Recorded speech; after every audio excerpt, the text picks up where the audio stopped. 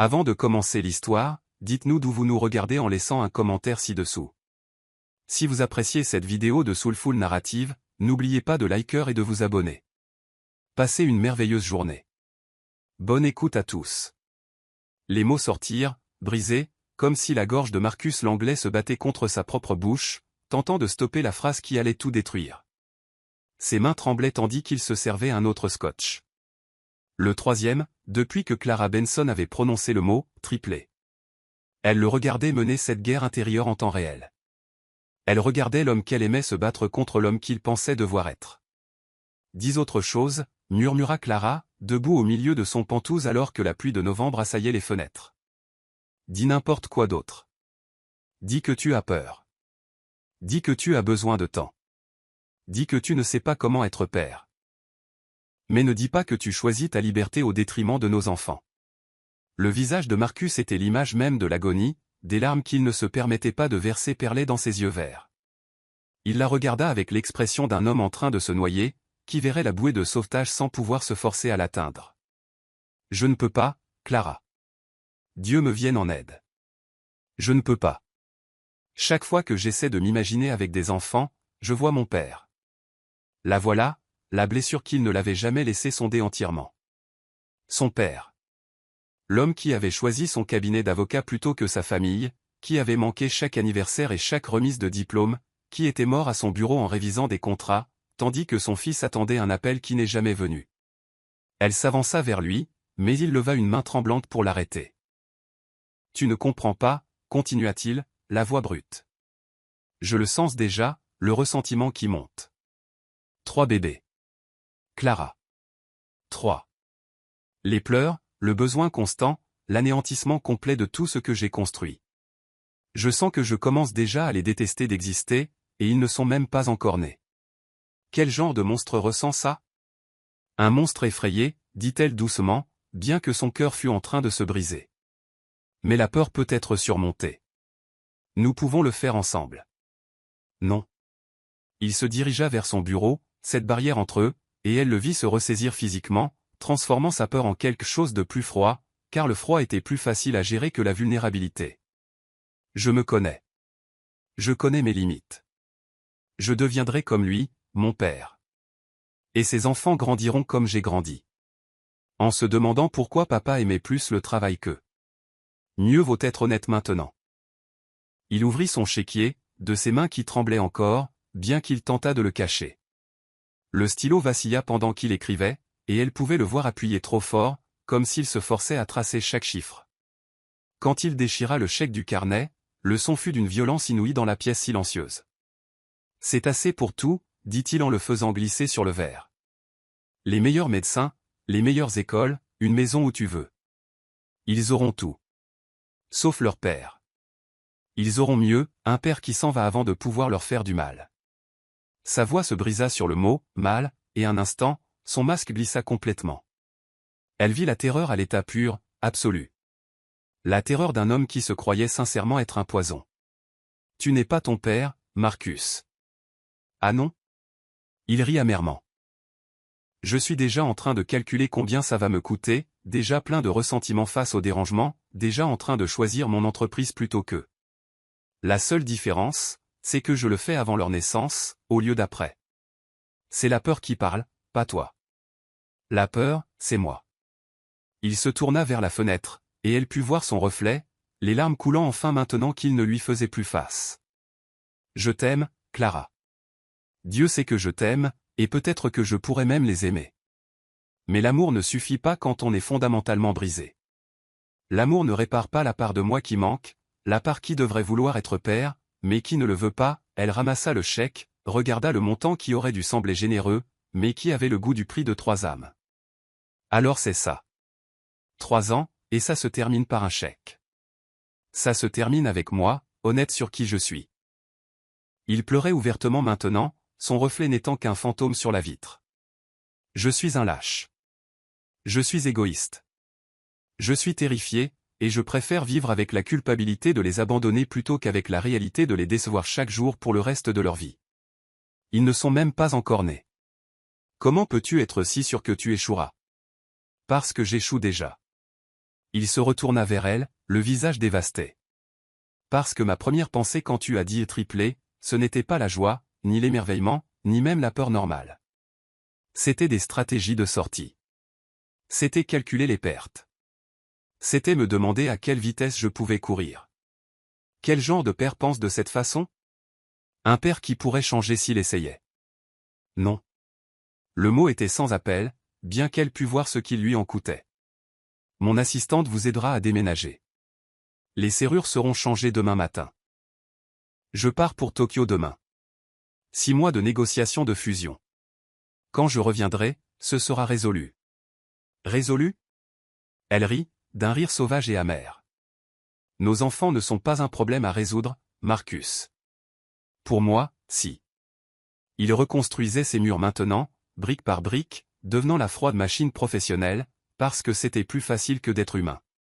Et c'est exactement pourquoi je ne devrais jamais être leur père. Elle se dirigea vers la porte, chaque pas semblant impossible. Sur le seuil, elle se retourna. Il se tenait à sa fenêtre, les épaules secouées de sanglots silencieux. Un homme qui venait de s'opérer lui-même sans anesthésie, découpant l'avenir qu'il était trop brisé pour revendiquer. Tu te trompes sur une chose, dit-elle doucement. Tu aurais pu être un père merveilleux. Pas parfait, mais merveilleux. Le fait que tu aies si peur de les décevoir prouve que tu n'es en rien comme ton père. Lui ne s'est jamais inquiété de te décevoir. Il s'est contenté de le faire. Elle le laissa là, pleurant dans sa tour. Et tandis que l'ascenseur descendait, elle pressa ses mains contre son ventre. Votre père vous aime, murmura-t-elle aux 3 vies en elle. Il vous aime juste d'un amour si brisé qu'il pense que partir est une bonté. Un jour, peut-être, il réalisera qu'un amour brisé vaut toujours mieux que pas d'amour du tout. Le chèque dans sa poche pesait le poids d'un autre univers. Elle ne l'encaisserait pas, sauf si la mort l'exigeait, sauf si ses 3 cœurs en avaient besoin pour continuer à battre. Derrière elle, 40 étages plus haut, Marcus l'Anglais se tenait à sa fenêtre, déjà hanté par les fantômes des enfants qu'il ne rencontrerait jamais, découvrant déjà que protéger les autres de soi-même n'est qu'une autre forme de prison. Sauf que vous en êtes à la fois le gardien et le prisonnier. Pour toujours. Chapitre 2. La descente. La contraction commença à 5 heures du matin, pendant la préparation du petit déjeuner au Murphy's Dîner, au 8e mois d'une grossesse qui avait transformé Clara Benson, autrefois organisatrice de galas de charité, en quelqu'un qui calculait les pourboires pendant que son corps abritait 3 vies.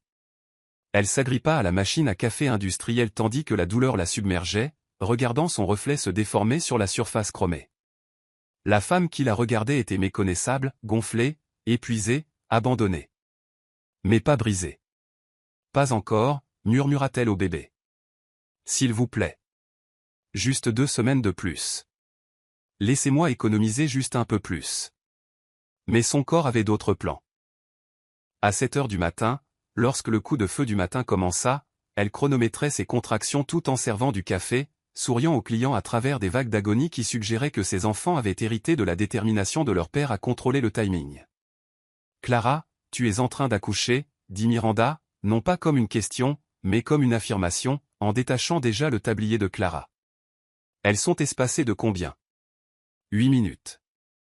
Elle s'agrippa au comptoir alors qu'une autre vague la frappait. Mais j'ai besoin de ce service. Le loyer est dû demain, et...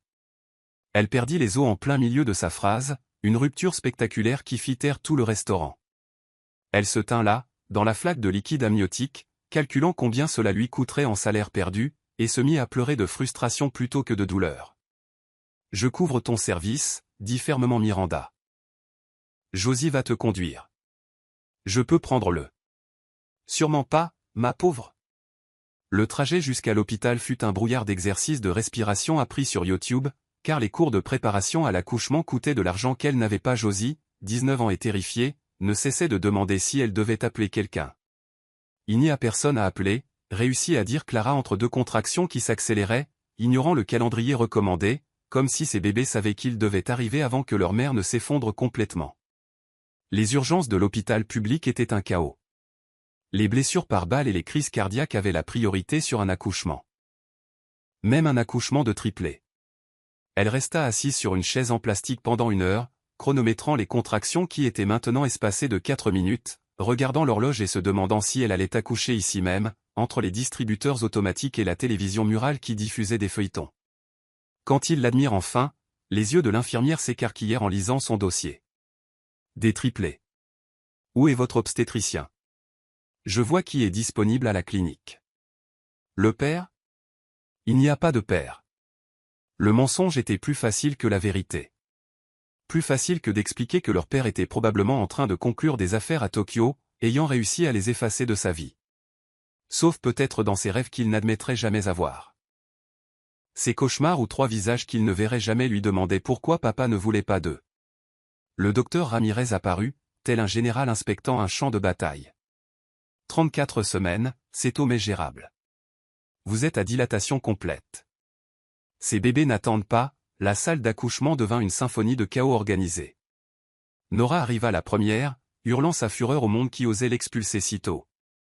Les infirmières rirent de ses cris féroces, ne sachant pas qu'elle protestait déjà contre l'abandon.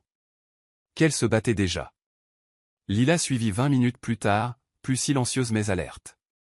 Ses yeux s'ouvrirent immédiatement pour étudier ce monde lumineux et froid. 2 filles en bonne santé, annonça quelqu'un. Mais Clara hurlait déjà, car Théo arrivait mal. Tout allait mal. Les moniteurs hurlaient. Et elle aussi. Cordon enroulé. Bébé en détresse. Rythme cardiaque en chute. La pièce explosa de mouvements. D'urgence. De ce genre de panique contrôlée qui signifiait que la mort était dans la pièce. Attendant de réclamer la plus petite, la plus vulnérable. Clara poussa avec une force qui venait d'au-delà de son corps. Du même endroit qu'il avait maintenu debout pendant 8 mois de service double, de pieds enflés, et de nuits passées à dormir assise parce qu'être allongée l'empêchait de respirer. Théo vint au monde bleu. Et silencieuse. Ils l'emportèrent avant même que Clara ne puisse la voir correctement. Juste un aperçu de membres minuscules. Trop immobile. Trop calme. L'équipe de néonatologie travailla avec une efficacité désespérée tandis que Clara restait là, déchirée de toutes les manières possibles. Écoutant 2 de ses filles pleurer. Tout en priant n'importe quel dieu qui veuille bien l'entendre pour que la troisième les rejoigne. Les minutes passèrent comme des années. La pièce était trop silencieuse, hormis les cris de Nora et Lila, et le son lointain des machines et des voix pressantes là où ils s'occupaient de Théo.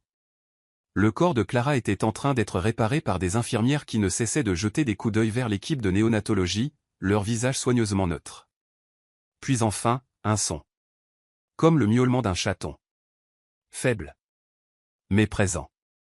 Vivant. Elle est stable, annonça le docteur Ramirez, l'épuisement évident dans sa voix. Mais il y a des complications importantes. Son cœur.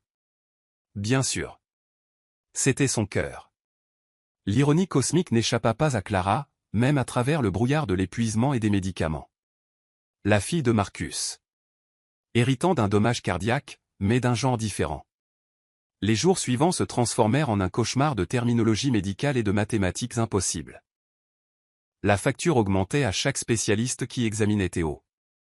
Tétralogie de Fallot. C'est ainsi qu'ils appelaient ça. 4 anomalies dans un cœur minuscule. Elle aurait besoin d'une intervention chirurgicale immédiate. Puis d'autres en grandissant. Si elle grandissait. Avez-vous une assurance? L'administratrice de la facturation était aimable mais persistante. Medicaid. Cela couvre l'accouchement de base. L'USIP, unité de soins intensifs pédiatriques, les chirurgies, les spécialistes. J'ai bien peur que tout cela ne soit pas entièrement couvert. Nous proposons des plans de paiement.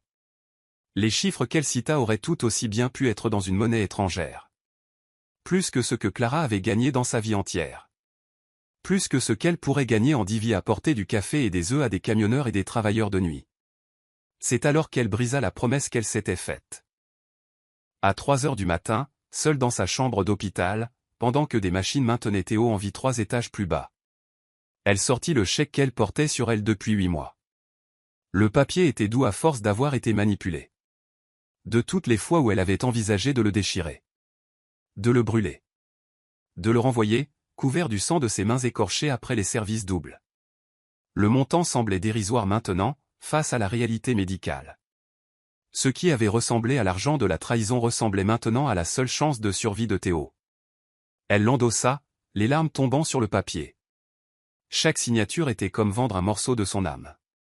Mais les âmes, visiblement, ne valaient rien comparé à une chirurgie cardiaque pédiatrique. L'argent s'évapora instantanément. La première chirurgie en consuma plus de la moitié. Le reste disparut dans les coûts sans fin pour maintenir en vie 3 nourrissons prématurés. Le lait maternisé, quand le sien ne suffisait pas. Des couches taille poupée, car rien d'autre n'allait. Des médicaments au nom qu'elle ne pouvait prononcer. Et au prix qui lui donnait la nausée. Elle ramena Nora et Lila dans son studio au bout d'une semaine, tandis que Théo restait en néonatologie. L'espace était incroyablement petit. 3 berceaux empruntés occupaient toute la pièce, à l'exception d'un étroit passage vers la salle de bain. Elle dormait par terre, entre eux. Quand elle dormait, Madame Chen, sa voisine, commença à apparaître avec de la nourriture. « J'ai fait trop de soupe », disait-elle, bien que Clara sût que la maigre retraite de veuve de Madame Chen ne permettait pas de faire accidentellement des litres de soupe. Les autres serveuses du restaurant venaient à tour de rôle, apportant des fournitures qu'elle prétendait avoir achetées par erreur. Mauvaise taille de couche, mentait-elle, en lui tendant exactement ce dont elle avait besoin. Ces petites gentillesses de la part de quasi-inconnus soulignaient l'absence béante de la seule personne qui aurait dû être là. Mais il n'y avait pas de temps pour l'amertume. Pas d'énergie pour la colère. Chaque instant était une question de survie. Nourrir 2 bébés tout en tirant son lait pour la 3e. Courir à l'hôpital entre les services pour tenir la main de Théo pendant des procédures qui faisaient se cambrer son petit corps de douleur. 2 mois plus tard, quand ils laissèrent enfin sortir Théo, elle pesait moins que ses sœurs à la naissance. Le chirurgien expliqua qu'elle aurait besoin de 2 autres opérations. Minimum. Peut-être plus. Les factures continueraient de s'accumuler. N'arrêteraient jamais de s'accumuler. Tout comme les enfants eux-mêmes. Cette première nuit, avec les 3 à la maison, Clara s'assit dans l'obscurité, les écoutant respirer. Chaque souffle était un petit miracle. Surtout la respiration sifflante et laborieuse de Théo. Elle pensa à Marcus. Elle se demanda s'il se réveillait parfois à 3 heures du matin, en pensant à elle. Si sa liberté avait un goût de cendre dans sa bouche. Si son pantouse parfait ressemblait à un tombeau. « Votre père est malade », leur murmura-t-elle, décidant des mensonges qu'elle raconterait quand elle serait assez grande pour demander. Malade dans son cœur et dans sa tête. Il vous aime de loin, parce qu'être proche lui ferait trop mal. Ce n'était pas vrai. Mais c'était plus doux que la vérité. L'avis d'expulsion arriva 2 semaines plus tard. Plainte pour bruit. 3 bébés qui pleurent dans un immeuble au mur en papier et sans sympathie. 30 jours pour trouver un autre endroit. Pour accomplir un autre miracle avec les poches vides et des cartes de crédit au maximum. Mais cette nuit-là, elle ne pleura pas. Elle était à court de larmes, quelque part entre le 2e arrêt cardiaque de Théo et sa première tétée réussie. À la place, elle fit une autre promesse aux 3 formes endormies. Nous survivrons à ça. D'une manière ou d'une autre, nous y survivrons. Et un jour, vous serez si heureuse et si entière que vous ne vous poserez même plus de questions sur le fantôme qui nous hante toutes. Un jour, son absence ne nous définira plus. Chapitre 3. La découverte dévastatrice. Marcus l'Anglais n'avait pas dormi correctement depuis 2 ans. Chaque nuit, à 3 heures du matin, son corps le réveillait avec la précision d'une alarme. L'heure même où des triplés auraient besoin d'être nourris, bien qu'il essayât de ne pas penser à ce lien. Il se servait un verre d'eau avec des mains qui tremblaient à cause de rêves dont il ne se souvenait jamais tout à fait. Des rêves remplis de pleurs qu'il n'avait jamais entendus et de visages qu'il n'avait jamais vus. La découverte ne fut pas le fruit du hasard, mais de sa propre faiblesse.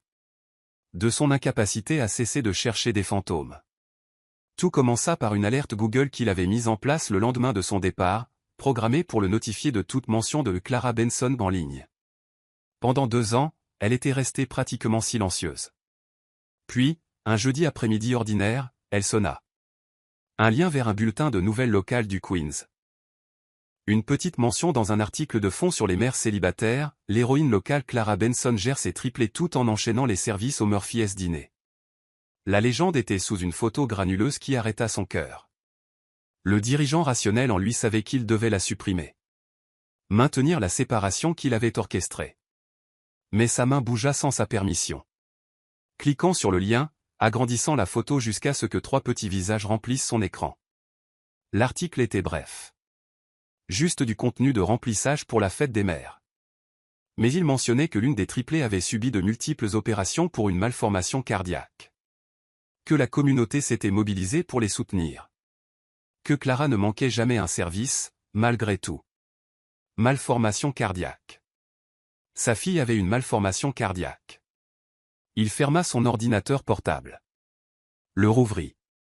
Le ferma. Le rouvrit. La photo était toujours là.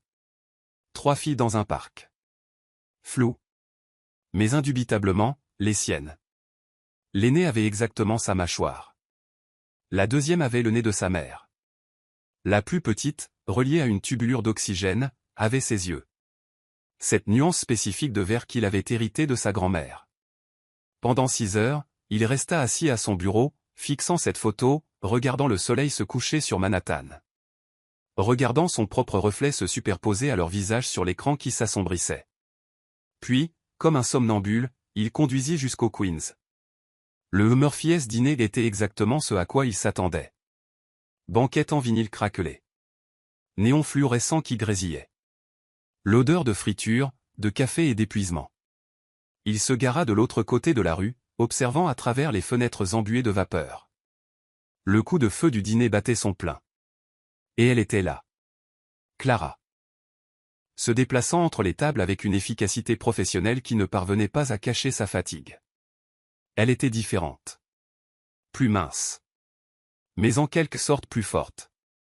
Comme si la pression l'avait compressée en quelque chose de plus dur.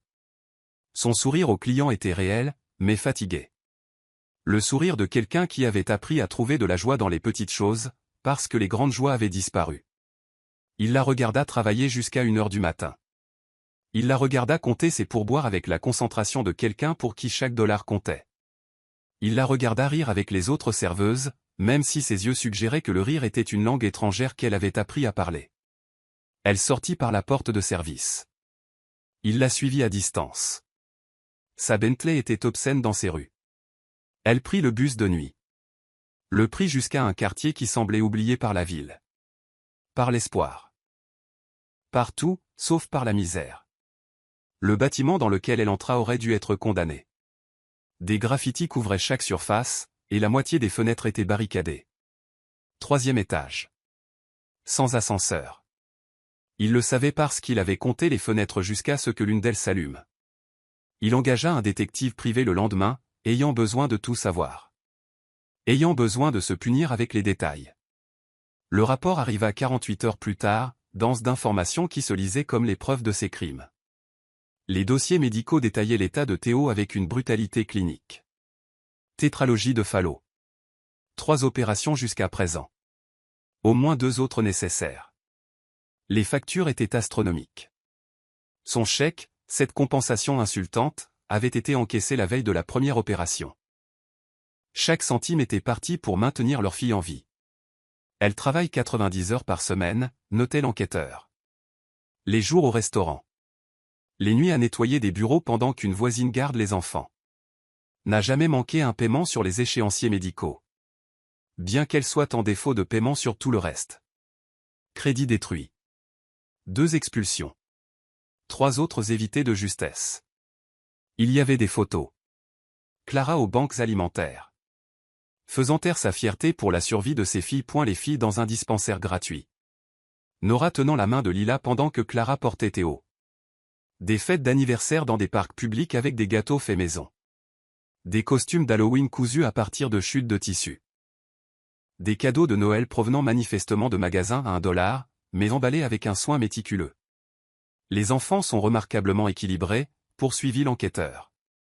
Les enseignants rapportent qu'elles sont brillantes, gentilles, protectrices les unes envers les autres. L'aînée, Nora, montre des signes d'intelligence précoce, mais aussi d'hypervigilance. La cadette, Lila, fait preuve d'une empathie inhabituelle pour son âge. La plus jeune, malgré ses problèmes médicaux, est décrite comme joyeuse et courageuse. Il y avait des dessins de leur garderie, photographiés et inclus. 3 mains différentes dessinant la même scène, encore et encore. 3 petites silhouettes, une grande silhouette et un espace vide. Parfois, l'espace vide contenait un point d'interrogation. Parfois, il était rempli de gribouillis noirs. Une fois, dans l'écriture soignée de Nora, papa travaille loin. Il retourna dans le Queens cette nuit-là, se gara devant leur immeuble et s'effondra complètement. Pas les larmes contrôlées d'un homme gardant sa dignité, mais la dissolution complète de quelqu'un dont l'âme essayait de s'échapper par la gorge. Il sanglota jusqu'à ne plus pouvoir respirer, jusqu'à ce que sa poitrine lui fasse mal, jusqu'à ce qu'il pense que son cœur pourrait réellement s'arrêter sous le poids de ce qu'il avait fait. 3 morceaux de lui existaient 4 étages au-dessus, et il ne connaissait pas leur deuxième prénom, ne savait pas si elles avaient peur du noir, du tonnerre ou d'être seules. Il ne savait pas quelles chansons Clara leur chantait, quelles histoires elle leur racontait, quels mensonges elle inventait pour expliquer son absence. L'enquêteur avait inclus des projections financières. Au rythme actuel, Clara ne sortirait jamais de la pauvreté. Le calcul était simple et impitoyable. Même en travaillant constamment, même en sacrifiant tout, elle se noyait au ralenti. Théa aurait besoin d'autres opérations. Les filles auraient besoin de vêtements, de fournitures scolaires, d'opportunités. Et elle était à un jour de maladie de la catastrophe, à un service manqué de l'expulsion. Il pouvait régler tout cela avec ce qui équivalait pour lui à de la monnaie de poche. Mais il comprit, assis dans sa voiture, regardant leurs fenêtres, que l'argent n'était qu'une autre forme d'abandon. Signer des chèques, ce n'était pas être père. Le soutien financier n'était pas de l'amour. Son téléphone contenait la photo du bulletin d'information. Il se surprit à l'ouvrir obsessionnellement, zoomant sur chaque visage. Essayait de lire leur personnalité dans les pixels. Nora avait l'air sérieuse, portant déjà un poids destiné aux adultes. Lila souriait, mais sa main était sur l'épaule de Théo, protectrice. Théo, la plus petite et visiblement fragile, avait un sourire qui suggérait qu'elle ne savait pas qu'elle était censée être brisée. 2 ans. 2 ans de leur vie effacés par sa lâcheté. 2 ans de premiers mots, de premiers pas, de premiers rires, de premières larmes, de premières tout, et il avait tout manqué. Par choix. Pas par les circonstances, le destin ou la tragédie. Par choix. La liberté qu'il avait achetée avec leur absence avait maintenant un goût de poison. Son Penthouse ressemblait à une morgue. Son entreprise, bâtie sur le principe que le succès exigeait des sacrifices, semblait maintenant être un monument aux mauvaises priorités. Il avait échangé 3 cœurs contre des stock options. 3 âmes contre la solitude. 3 filles contre le droit de rester brisées plutôt que d'essayer de guérir. Il les suivit pendant une semaine, apprenant leur routine à distance. Le dépôt à la garderie à 6h30, Clara courant parce que le bus était en retard. Les visites au terrain de jeu où Nora organisait des jeux pendant que Lila arbitrait les conflits, et Théo regardait depuis la poussette, trop faible pour jouer, mais applaudissant ses sœurs. Les courses avec des coupons et des calculs, des marques génériques et des excuses aux filles pour les choses qu'elles ne pouvaient pas s'offrir. Un soir, il les regarda à travers la fenêtre du dîner pendant que Clara travaillait. Un client avait donné aux filles des livres de coloriage, et elles étaient assises dans un box d'angle. Nora aidait Théo à tenir correctement les crayons, Lila fredonnait en coloriant. Elles étaient parfaites. Pas parfaites comme il avait imaginé que les enfants devaient l'être. Calmes. Contrôlées. Pratiques. Parfaites dans leur chaos. Leur bruit. Leur existence. Il pensa à entrer. À s'approcher d'elle. À dire, je suis votre père, mais j'ai choisi la peur plutôt que l'amour. Je vous ai abandonné avant même votre naissance, mais maintenant j'ai changé. Il n'y avait pas de mots pour un échec de cette ampleur. Pas d'excuse qui puisse combler le cratère qu'il avait créé. Au lieu de cela, il resta assis dans sa voiture et les regarda colorier. Regarda Clara leur jeter des coups d'œil entre les commandes. Regarda une famille exister sans lui, exactement comme il l'avait orchestré. Elles n'avaient pas besoin de lui. Elles avaient survécu à son absence, avaient construit quelque chose de beau malgré sa cruauté. Il était inutile. Il s'était rendu superflu par ses propres choix. Mais savoir cela et l'accepter étaient 2 choses différentes. Parce que maintenant qu'il les avait vus, maintenant que leur visage était gravé dans sa rétine, maintenant qu'il connaissait leur nom, leur lutte et leur triomphe, il ne pouvait pas retourner à l'ignorance. La liberté qu'il avait choisie n'était qu'une autre prison. Sauf que dans celle-ci, il était hanté par 3 fantômes qui étaient toujours vivants. Qui respiraient encore. Qui se demandait encore pourquoi papa les aimait de si loin. Alors que la vérité était que papa ne les avait pas aimés du tout, jusqu'à ce qu'il soit trop tard. Nora, Lila, Théo. Leurs noms devinrent son chapelet, sa punition, sa prière. Quelque part dans le Queens, dans un appartement aux murs fins et au chauffage incertain, 3 morceaux de son âme dormaient paisiblement, ignorant que leur père venait enfin de découvrir ce qu'il avait perdu. L'instant où il avait choisi la liberté plutôt que leur vie. Et maintenant, cette liberté, c'était comme se noyer à l'air libre. Comme mourir de soif en regardant la pluie à travers une vitre. Comme s'être vu offrir le paradis et choisir l'enfer, parce que le paradis exigeait qu'il change, et il avait eu trop peur d'essayer. Chapitre 4, la première tentative ratée. Le coup de feu du déjeuner au Murphy's dîner frappait comme une tempête chaque jour de semaine à midi, et Clara avait appris à surfer sur son chaos avec une grâce exercée. Elle versait du café à la table 6, calculant mentalement les pourboires pour savoir si elle pourrait payer la nouvelle ordonnance de Théo, quand la cloche au-dessus de la porte tinta. Elle ne leva pas les yeux. Elle ne pouvait pas se permettre de briser le rythme, chaque seconde comptant pour $1 de plus. Clara. Sa main se figea à mi-verse. Le café déborda de la tasse, se répandant sur la soucoupe et la nappe à carreaux, tandis que son esprit luttait pour traiter l'impossible. Cette voix. Prononçant son nom. Dans ce lieu où elle s'était reconstruite à partir des cendres. Cela ressemblait à une agression. Elle se tourna lentement, tenant toujours la cafetière. Et il était là. Marcus Langlais, dans son costume à $3000. L'air d'avoir été téléporté d'une autre dimension dans la réalité fluorescente du Murphy's dîner. Toutes les conversations dans la salle s'arrêtèrent. Même le bruit de la cuisine sembla s'interrompre, comme si l'univers lui-même avait besoin de prendre acte de cette collision des mondes. « Tu dois partir, dit-elle, la voix stable malgré le tremblement de terre dans sa poitrine. Elle posa la cafetière avec une précision étudiée, craignant de voler en éclats si elle bougeait trop vite. 5 minutes, s'il te plaît. C'est tout ce que je demande. Il se tenait dans l'allée entre les box, les mains le long du corps comme un pénitent. Mais elle le connaissait trop bien pour faire confiance à ses postures d'humilité. Elle l'avait vu répéter la sincérité devant des miroirs avant des réunions importantes. L'avait regardé calibrer son expression pour un impact maximal. La table 6 attend l'addition, dit-elle à Miranda, qui la fixait avec une fascination non dissimulée. Puis, à Marcus, dehors. Tu perturbes mon lieu de travail. L'air de décembre mordit à travers son uniforme en polyester lorsqu'elle sortit sur le trottoir. Elle ne prit pas la peine de prendre son manteau. Cette conversation ne durerait pas assez longtemps pour que cela compte. Il la suivit dans la ruelle étroite à côté du restaurant, où les bennes à ordures offraient une toile de fond appropriée à ce qu'elle avait à dire. « Comment oses-tu » commença-t-elle, mais il l'interrompit, sortant une enveloppe de sa veste. « Je sais pour les filles. Pour les opérations de Théo. Pour tout. » Sa voix se brisa sur « tout », et elle aurait pu croire que c'était sincère si elle n'avait pas passé 3 ans à apprendre la différence entre la performance et la vérité. C'est un chèque de banque. Assez pour couvrir toutes les dépenses médicales, passées et futures. Assez pour une maison, l'éducation. Tout ce dont elles ont besoin.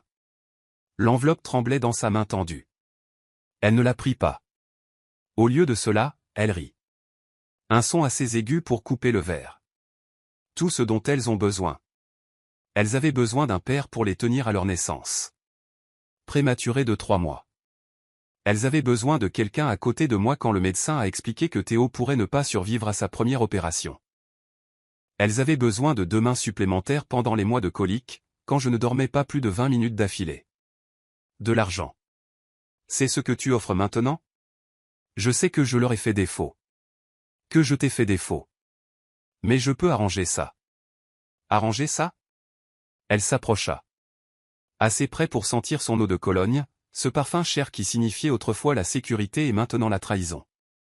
Nora m'a demandé la semaine dernière pourquoi certains enfants ont des papas et pas elle. Lila dessine notre famille avec un espace vide qu'elle ne sait pas comment remplir. Théo a passé plus de temps dans les hôpitaux que sur les terrains de jeu. Et pendant tout ce temps, chaque seconde, tu étais absent. Par choix. J'avais tort. Je le vois maintenant.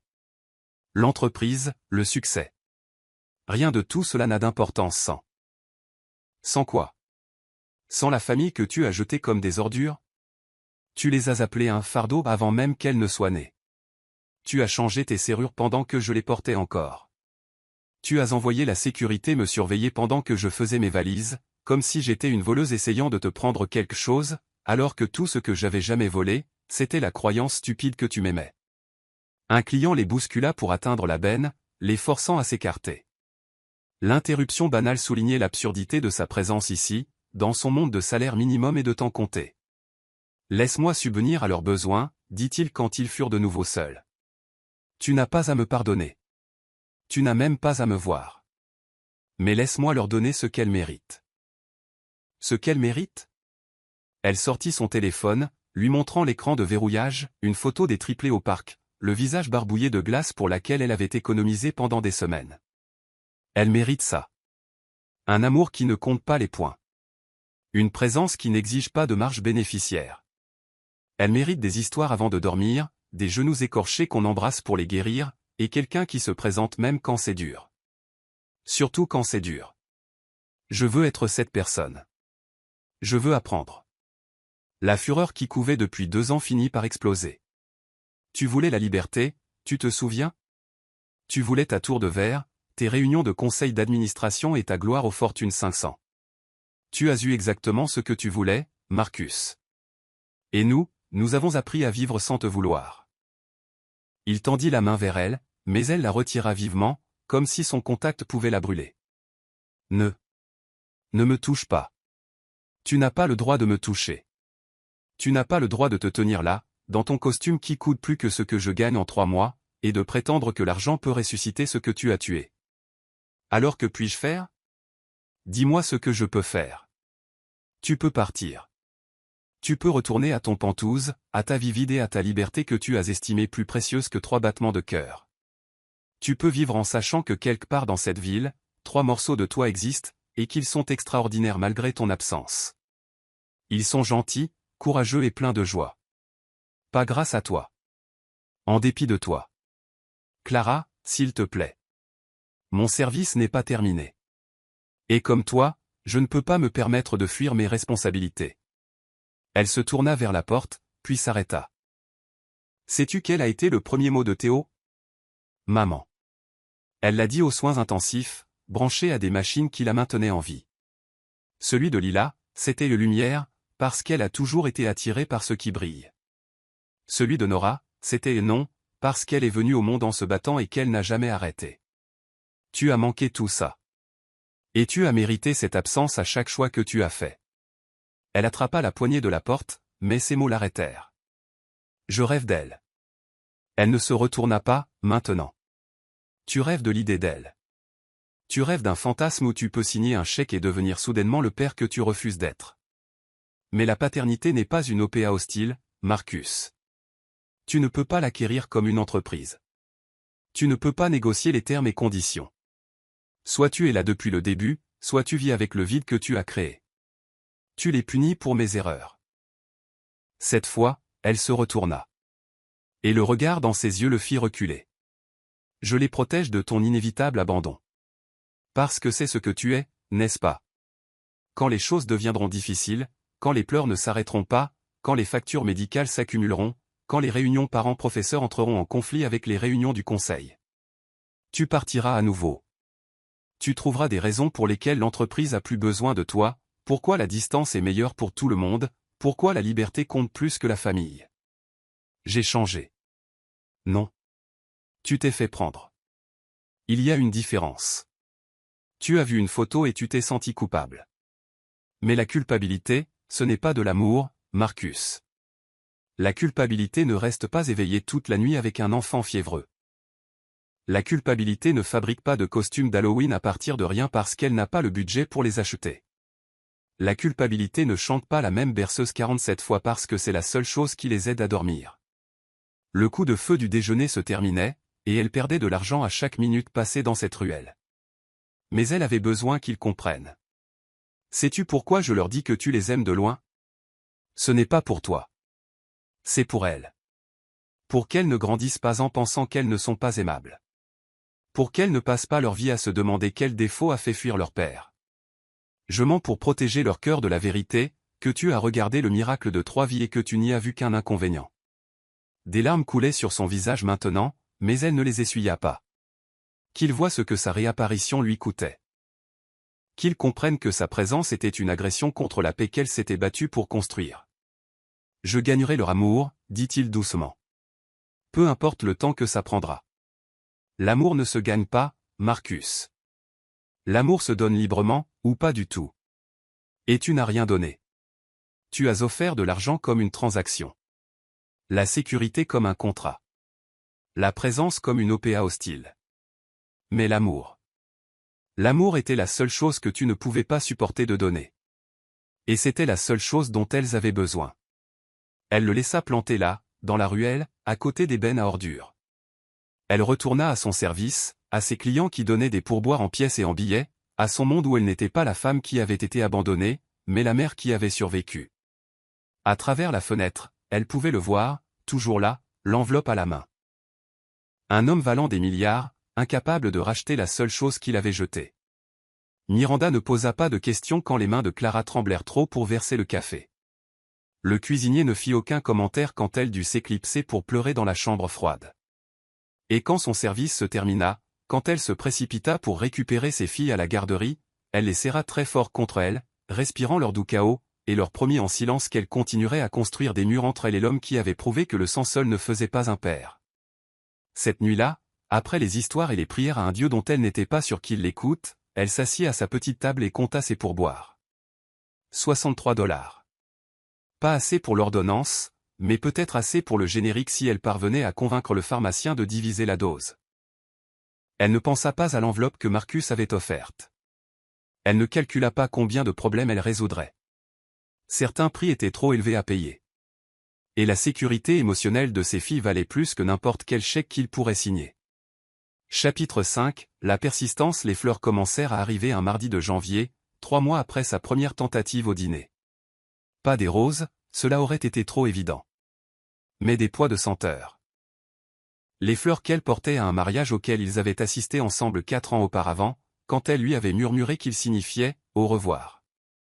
La cruelle ironie ne lui échappa pas, alors qu'elle signait le reçu à la garderie où elle les avait fait rediriger, sachant qu'ils ne pouvaient être livrés ni au restaurant ni à l'appartement sans soulever des questions auxquelles elle ne pouvait répondre. Un admirateur secret, demanda Janet, la directrice de la garderie, en regardant l'arrangement coûteux. Quelque chose comme ça, murmura Clara en lisant la carte. Pour chaque au revoir, je suis désolé. Pour chaque bonjour que j'ai manqué, je le suis encore plus. Elle les laissa dans le bureau de Janet, disant que n'importe qui pouvait les prendre. Mais le lendemain apporta une autre livraison. Cette fois, 3 petits bouquets de marguerites. Les fleurs de naissance de Nora, Lila et Théo. Un détail qu'il avait réussi à découvrir. Le jour d'après, des myosotis. Puis des bleuets, qui signifiaient l'espoir. Chaque carte portait un message plus désespéré que le précédent, son éloquence habituelle se fracturant sous le poids du rejet prolongé. Apportez-les au service de pédiatrie, dit-elle à Janet après le 5e jour. Les enfants là-bas méritent quelque chose de beau. Mais la campagne de Marcus ne se limitait pas aux fleurs. Des lettres commencèrent à arriver à son appartement. Du papier à lettres coûteux, glissé sous sa porte, car il avait découvert qu'elle jetait tout ce qui arrivait par la poste avec son adresse d'expéditeur. Elle les trouvait en rentrant de ses doubles services, des enveloppes couleur crème qui semblaient luire sur le tapis élimé du couloir. Elle brûla les 3 premières sans les ouvrir dans l'évier, regardant son écriture s'enrouler et noircir. Mais la 4e avait une écriture différente sur l'enveloppe. Des lettres enfantines et tremblantes et plans, pour la maman des filles courageuses. À l'intérieur, elle trouva un mot de la main de Marcus, expliquant qu'il avait appris à écrire de la main gauche, s'entraînant pendant des heures pour créer quelque chose qui ressemblait à une écriture d'enfant, imaginant ce que ce serait si ses filles pouvaient lui écrire. Je sais qu'elles ne savent pas encore écrire, disait la lettre. Mais si elles le pouvaient, je pense qu'elles voudraient que leur maman sache que quelqu'un pense qu'elle est la personne la plus forte du monde. Même si ce quelqu'un ne mérite pas de le dire. Elle garda celle-là, cachée dans la boîte à chaussures où elle rangeait les bracelets d'hôpital des filles et leurs premières mèches de cheveux. Un moment de faiblesse qu'elle regretterait plus tard, mais après un service de 16 heures, ses défenses étaient aussi fines que du papier. Les lettres évoluèrent, passant des excuses à autre chose. Des observations sur la paternité, vues de l'extérieur.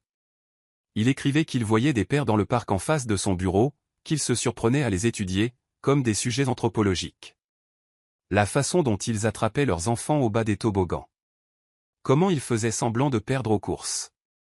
La manière automatique dont il vérifiait l'absence de voiture avant de traverser, la main se tendant en arrière sans regarder pour saisir de plus petits doigts.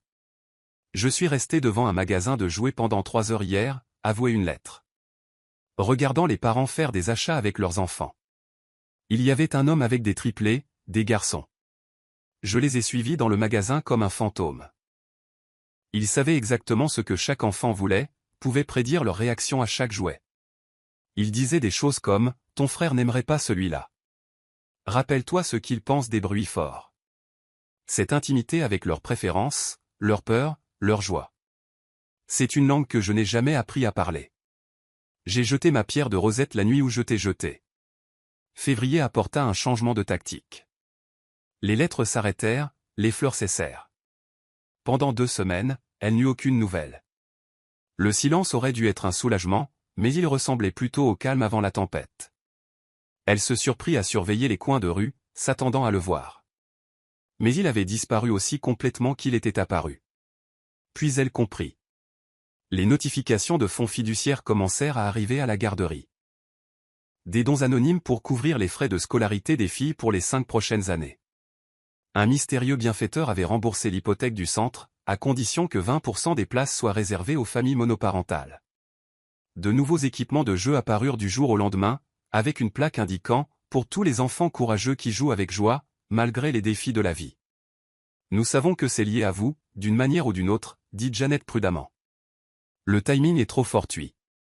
Mais qui que soit ce bienfaiteur, il a tout changé pour nous. Nous pouvons embaucher plus de personnel, étendre les horaires pour les parents qui travaillent la nuit. Nous pouvons fournir des repas aux enfants qui en ont besoin. Clara voulut être en colère, mais comment pouvait-elle rager contre quelque chose qui aidait non seulement ses enfants, mais des dizaines d'autres? C'était la spécialité de Marcus, trouver les points de pression, les endroits où la résistance devenait de l'égoïsme. Il la traitait comme une OPA hostile, cherchant les faiblesses de sa position défensive. Elle le trouva un soir de mars, assis dans sa Bentley devant l'hôpital où Théo avait son contrôle mensuel. La voiture était couverte de contraventions, suggérant qu'il y avait passé la journée. Il ne s'approcha pas, ne baissa pas sa vitre. Il resta simplement assis là tel un gardien de phare, maintenant sa vigile. Pourquoi? Demanda-t-elle en s'avançant après avoir installé les filles dans sa Honda cabossée. Pourquoi cet acharnement? Tu as eu ce que tu voulais. La liberté. Pourquoi ne peux-tu pas nous laisser la même chose? Il avait une mine affreuse. Le PDG aux allures de Dieu avait disparu, remplacé par un être aux yeux cernés et à l'air hanté. Son apparence habituellement parfaite s'effritait sur les bords, cravate de travers, barbe naissante, cheveux en bataille. Point parce que la liberté n'est qu'un autre mot pour la solitude, quand on a jeté les seules choses auxquelles il valait la peine d'être lié. Les jolis mots ne changent pas les actes odieux. Je sais. Mais je ne peux pas m'arrêter d'essayer. Comprends-tu ce que c'est que de savoir qu'elles existent? De savoir qu'en ce moment même, elles sont dans cette voiture et que j'ignore si Nora suce toujours son pouce quand elle est fatiguée, ou si Lila a peur du noir, ou à quoi ressemble le rire de Théo? Je suis hanté par des curiosités qui devraient être des certitudes. Ce sont des conséquences, pas des injustices. Il hocha la tête, acceptant le verdict. J'ai engagé quelqu'un pour m'enseigner le développement de l'enfant. J'ai lu tous les livres sur les triplés, sur les cardiopathies, sur la monoparentalité. Je sais, théoriquement, qu'elles entrent probablement dans l'âge de l'opposition, que Théo doit éviter les infections respiratoires, que Lila est sûrement la médiatrice tandis que Nora est la protectrice. Mais la théorie n'est pas la connaissance, n'est-ce pas? C'est juste une façon élaborée de deviner. Un agent de stationnement s'approcha. Marcus tendit son permis sans lever les yeux, acceptant une autre contravention à ajouter à sa collection. L'absurdité de la situation, un milliardaire qui accumulait les PV comme des prières, chacun témoignant des heures passées à espérer entrevoir les enfants qu'il avait abandonnés aurait pu être drôle si elles n'avaient été si pathétiques. Le détective privé m'a dit que tu leur chantais une chanson tous les soirs, dit-il soudain. La même que ta mère te chantait. Somewhere over the Rainbow.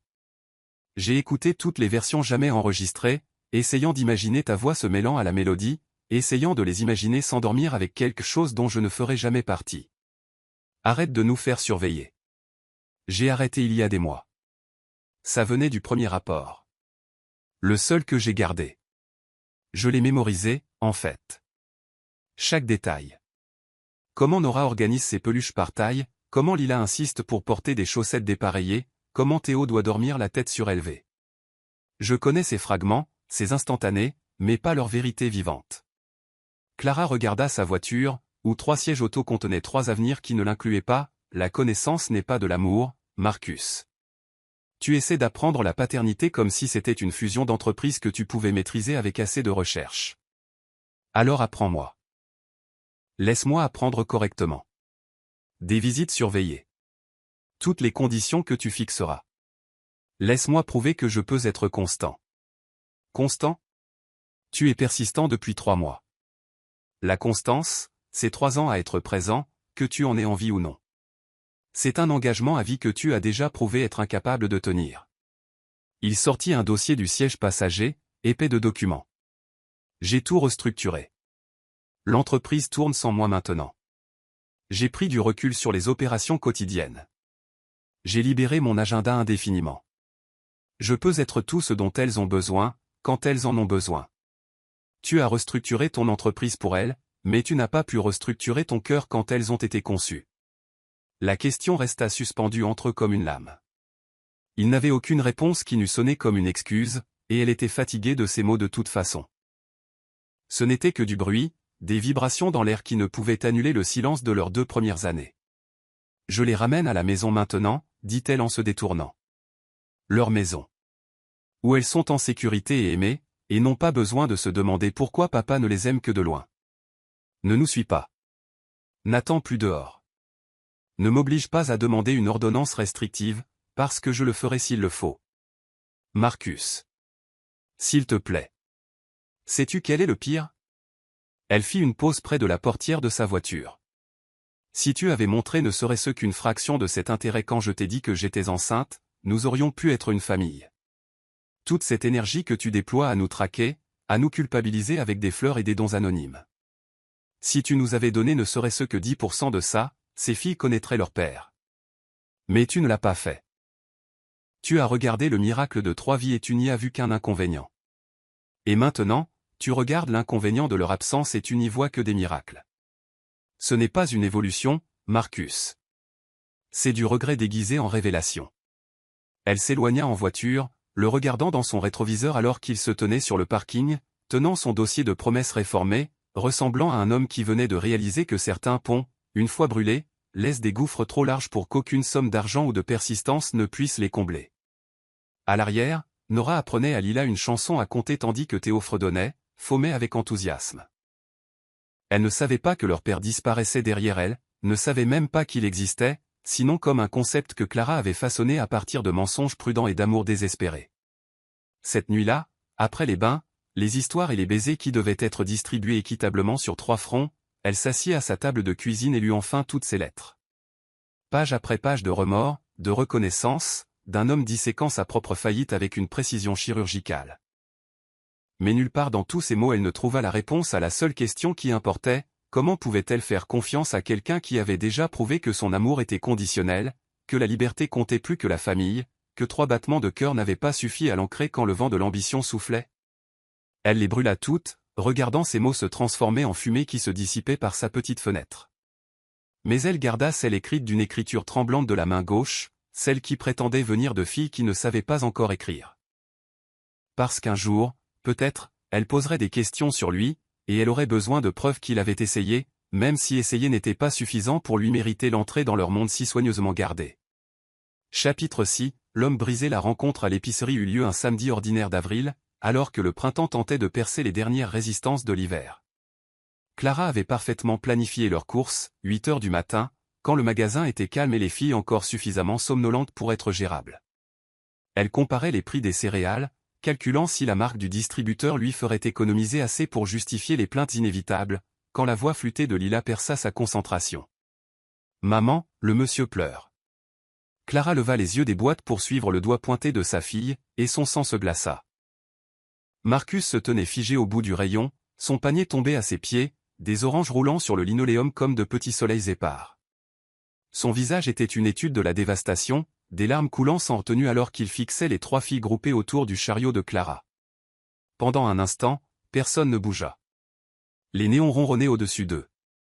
Une musique d'ambiance jouait quelque chose d'inoffensif, et Marcus Langlais, PDG milliardaire, se tenait dans le rayon des céréales d'une épicerie de banlieue, complètement anéanti par la première vision réelle de ses filles. « Pourquoi il est triste, maman ?» demanda Nora, son instinct protecteur déjà en éveil. Elle se rapprocha du chariot où Théo était assise dans le siège enfant, protégeant automatiquement sa plus petite sœur. L'esprit de Clara s'emballa, envisageant les possibilités. Fuir. Faire une scène. Prétendre qu'il était un étranger. Mais les filles regardaient, apprenant de chacune de ses réactions, et elles ne pouvaient leur enseigner la cruauté, même envers quelqu'un qui la méritait. Parfois, les gens ont de gros chagrins, dit-elle prudemment, en tirant le chariot en arrière, essayant de créer de la distance. Mais Lila, la douce et empathique Lila, avait déjà ramassé l'une des oranges fugueuses. « Faut pas être triste, monsieur, dit-elle en marchant vers lui, l'orange tendue comme une offrande. Vous pouvez prendre celle-là. Les oranges, ça rend heureux parce que c'est du soleil. » Marcus se laissa tomber à genoux, là, sur le sol sale de l'épicerie, au diable son costume de créateur. Il accepta l'orange des mains tremblantes de Lila, la tenant comme si elle lui avait donné la lune elle-même. « Merci, murmura-t-il. Sa voix n'était que du verre brisé. « C'est très gentil, Lila. »« Reviens ici, » ordonna Clara, mais sa voix vacilla. Parce que Marcus ne regardait plus Lila. Il fixait Théo.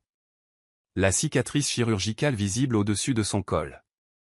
Sa silhouette menue qui témoignait de problèmes de santé persistants. « Elle est si petite, » souffla-t-il, plus pour lui-même que pour quiconque. Je ne savais pas qu'elle serait si petite. Nous partons, annonça Clara, abandonnant son chariot à moitié plein. Mais alors qu'elle se tournait, Nora s'avança, le menton levé dans un geste si purement Marcus que le cœur de Clara se fendit. Notre papa nous aime de très loin, l'informa Nora solennellement. Il fait un travail important. Maman dit qu'il pense à nous tout le temps. Le son que Marcus produisit n'était pas tout à fait un sanglot, pas tout à fait un rire, mais quelque chose d'arraché à des profondeurs que les gens sophistiqués n'étaient pas censés avoir. J'en suis sûr, réussit-il à dire. Je suis sûr qu'il pense à vous à chaque seconde de chaque jour. Une femme âgée tourna dans le rayon, évalua la scène un homme bien habillé à genoux, pleurant devant 3 petites filles et leur mère sur la défensive et fit rapidement demi-tour. Le moment s'étira, suspendu dans l'atmosphère artificielle de l'air conditionné et de la musique en conserve. « T'es malade ?» demanda soudain Théo, sa voix plus menue que celle de ses sœurs, marquée par trop de séjours à l'hôpital. « Quand je suis malade, je pleure des fois. »« C'est pas grave, » dit maman. « Les larmes, ça aide à laver le chagrin. »« Oui, » dit Marcus, regardant Clara droit dans les yeux. « Je suis très malade. Je suis malade depuis longtemps. J'ai jeté mon médicament avant de savoir que j'en avais besoin. »« C'est bête, » rit Lila. « Faut toujours prendre ses médicaments. Moi je prends les miens même s'ils sont pas bons. Tu es très sage. » Il était toujours à genoux, ne faisant aucun mouvement pour se lever, comme s'il comprenait que se redresser de toute sa hauteur pourrait briser le charme qui permettait à cet instant d'exister. « Vous êtes très sages, toutes les 3. On est des triplés, » annonça fièrement Nora. « Ça veut dire qu'on est nés ensemble. On est une équipe. La meilleure des équipes, » approuva-t-il, et sa voix se brisa complètement sur « meilleur ». Clara retrouva enfin sa voix, retrouva la force qu'il avait portée pendant 2 ans d'absence. Les filles allaient choisir une friandise chacune. Les petits sachets seulement. « J'arrive. » Elles décampèrent vers le rayon des bonbons, Nora menant ses sœurs avec une autorité habituée. Une fois qu'elles furent hors de portée de voix, Clara se tourna vers Marcus, qui se relevait lentement. « Comment osez-vous nous tendre une embuscade comme ça ? Je ne savais pas que vous seriez là. Je le jure. J'avais besoin de faire des courses. Je ne vis que de plats à emporter depuis des mois. Ma femme de ménage a démissionné. Je tombe en morceaux, Clara, petit à petit, et j'ai pensé que si je pouvais juste faire quelque chose de normal, quelque chose d'humain comme acheter de la nourriture. » Elle le regarda alors, vraiment. Son costume, aussi cher fût-il, flottait sur une silhouette qui avait perdu des kilos. Ses mains tremblaient constamment, un fin frisson de manque. Ses yeux étaient injectés de sang et creux, entourés d'une peau qui semblait meurtrie par l'épuisement. « Vous avez une mine affreuse, » dit-elle, les mots automatiques, teintés d'une inquiétude qu'elle ne voulait pas ressentir. Je ne dors plus. Chaque fois que je ferme les yeux, je les vois, des versions imaginaires d'elle. Je rêve de premiers pas dont je n'ai pas été témoin, de premiers mots que je n'ai pas entendus. Je me réveille et pendant une seconde, j'oublie que j'ai choisi de manquer tout ça. Et puis je me souviens, et c'est comme cette nuit-là, encore et encore, sauf que maintenant c'est moi qui suis abandonné par les fantômes d'enfants que j'ai refusé de connaître. Ce n'est pas mon problème. Je sais, mon Dieu, je sais. Mais les voir, Clara. Elles sont parfaites. Lila et sa gentillesse, Nora et sa force, Théo et son courage. Elles sont tout ce qui est beau, malgré ma laideur. Comment as-tu fait ça? Comment as-tu élevé 3 miracles toute seule? Parce que je le devais. Parce qu'elles méritaient mieux qu'un père qui les voyait comme un fardeau avant même leur naissance. Il se pencha pour ramasser les oranges éparpillées, ses mouvements mécaniques éperdus. J'ai détruit ma vie, tu sais. L'entreprise tourne sans moi, le Pantouse résonne de vide. J'ai acheté 3 exemplaires de tout. Des lits, des jouets, des vêtements. Dans toutes les tailles parce que je ne sais pas ce qu'elles portent. Les chambres sont là, comme un musée dédié à des enfants qui ne les utiliseront jamais. Vous me demandez d'avoir pitié de vous? Non. Je te dis que la justice existe. Que l'univers m'a servi exactement ce que je mérite, la connaissance de ce que j'ai jeté, combinée à l'impossibilité de le récupérer. Je suis hanté, Clara. Pas par des fantômes, mais par la réalité vivante de 3 filles qui ne connaissent pas mon nom. Les filles revinrent, chacune serrant le bonbon choisi. Nora avait pris des oursons en gélatine, Lila du chocolat, et Théo, pratique même pour les friandises, avait choisi un mélange de fruits secs. Elles regardèrent leur mère, puis l'homme étrange, sentant la tension sans en comprendre la source. Nous devrions y aller, dit Clara, prenant Théo dans ses bras. L'enfant avait 4 ans, mais pesait moins que la plupart des enfants de 2 ans, sa cardiopathie affectant sa croissance. Les yeux de Marcus suivirent le mouvement, notant avec quelle facilité Clara la soulevait, comment les bras de Théo s'enroulaient autour du cou de sa mère avec une aisance pratiquée. Puis-je? Pourrais-je au moins payer leurs bonbons, demanda-t-il, la question désespérée et modeste. Nous n'avons pas besoin. S'il te plaît. Pas pour toi, pas même pour elle. Pour moi. Laisse-moi acheter des bonbons à mes filles. Juste une fois. Laisse-moi faire une chose, une toute petite chose que font les pères. Le mot « fille » resta suspendu dans l'air comme une confession. Les filles ne comprirent pas sa signification, mais Clara en sentit le poids. Cet aveu, cette revendication qu'il n'avait aucun droit de faire, aurait dû la mettre en colère. Au lieu de cela, elle se sentit épuisée par la vigilance constante requise pour le détester. « Soit, dit-elle doucement. Mais nous partons. Ne nous suivez pas, à la caisse, il paya leurs bonbons et les courses qu'elle avait abandonnées, malgré ses protestations. La caissière, une adolescente sans contexte pour le drame qui se jouait, demanda joyeusement s'ils étaient tous ensemble. Non, dit Clara en même temps que Marcus disait, on l'était. Alors qu'elle installait les filles dans leurs sièges auto, elle pouvait le voir à travers les vitres du magasin, debout près de sa voiture de luxe, tenant ses oranges comme des reliques sacrées. Il paraissait brisé d'une manière qui transcendait l'épuisement physique, brisé dans les espaces où une âme était censée se trouver. Il était vraiment triste, ce monsieur, observa Lila alors qu'elle s'éloignait. Parfois, les gens font des choix qui leur brisent le cœur, lui dit Clara, regardant Marcus rapetisser dans son rétroviseur. C'est bête, déclara Nora. Pourquoi quelqu'un choisirait d'être triste? Je ne sais pas, ma chérie. Je ne sais vraiment pas, cette nuit-là, après que les filles se furent endormies, elle resta dans l'embrasure de leur porte, les regardant respirer. 3 petits corps dans 3 petits lits, existant au mépris du rejet de leur père. Elle pensa à Marcus, probablement assis dans son pantouse vide, entouré de meubles d'enfants inutilisés, se noyant dans un regret qui ne pouvait ressusciter le passé. Était-ce cela, la justice? Le regarder se détériorer pendant qu'elle luttait, mais survivait? Sa souffrance était-elle le paiement de leur abandon? Elle n'en savait rien. Tout ce qu'elle savait, c'est que le voir à genoux dans une épicerie, anéanti par la simple gentillesse de Lila, avait fait bouger quelque chose dans sa poitrine. Pas le pardon. C'était encore impossible. Mais peut-être, possiblement, la première fissure dans son armure de rejet absolu. Elle vérifia Théo une dernière fois, ajustant sa position pour l'aider à mieux respirer, et se demanda si l'amour de son père, même tardif, même immérité, pourrait être le médicament dont sa plus petite fille avait besoin. Mais alors elle se souvint de cette nuit de novembre, du bruit des serrures changées, du poids de porter 3 vies seules.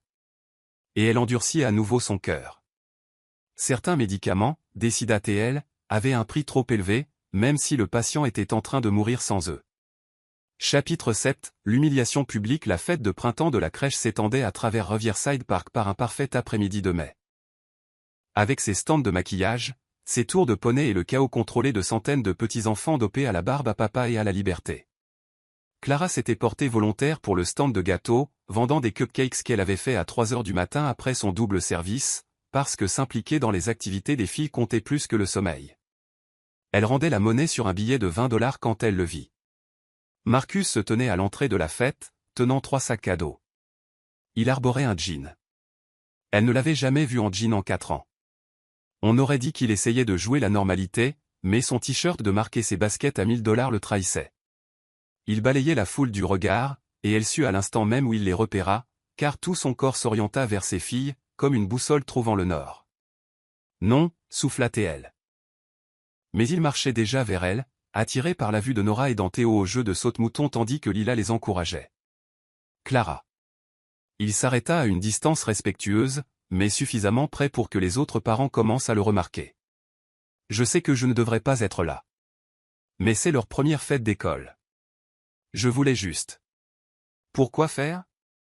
Sa voix montait malgré elle. Jouer au papa d'un après-midi?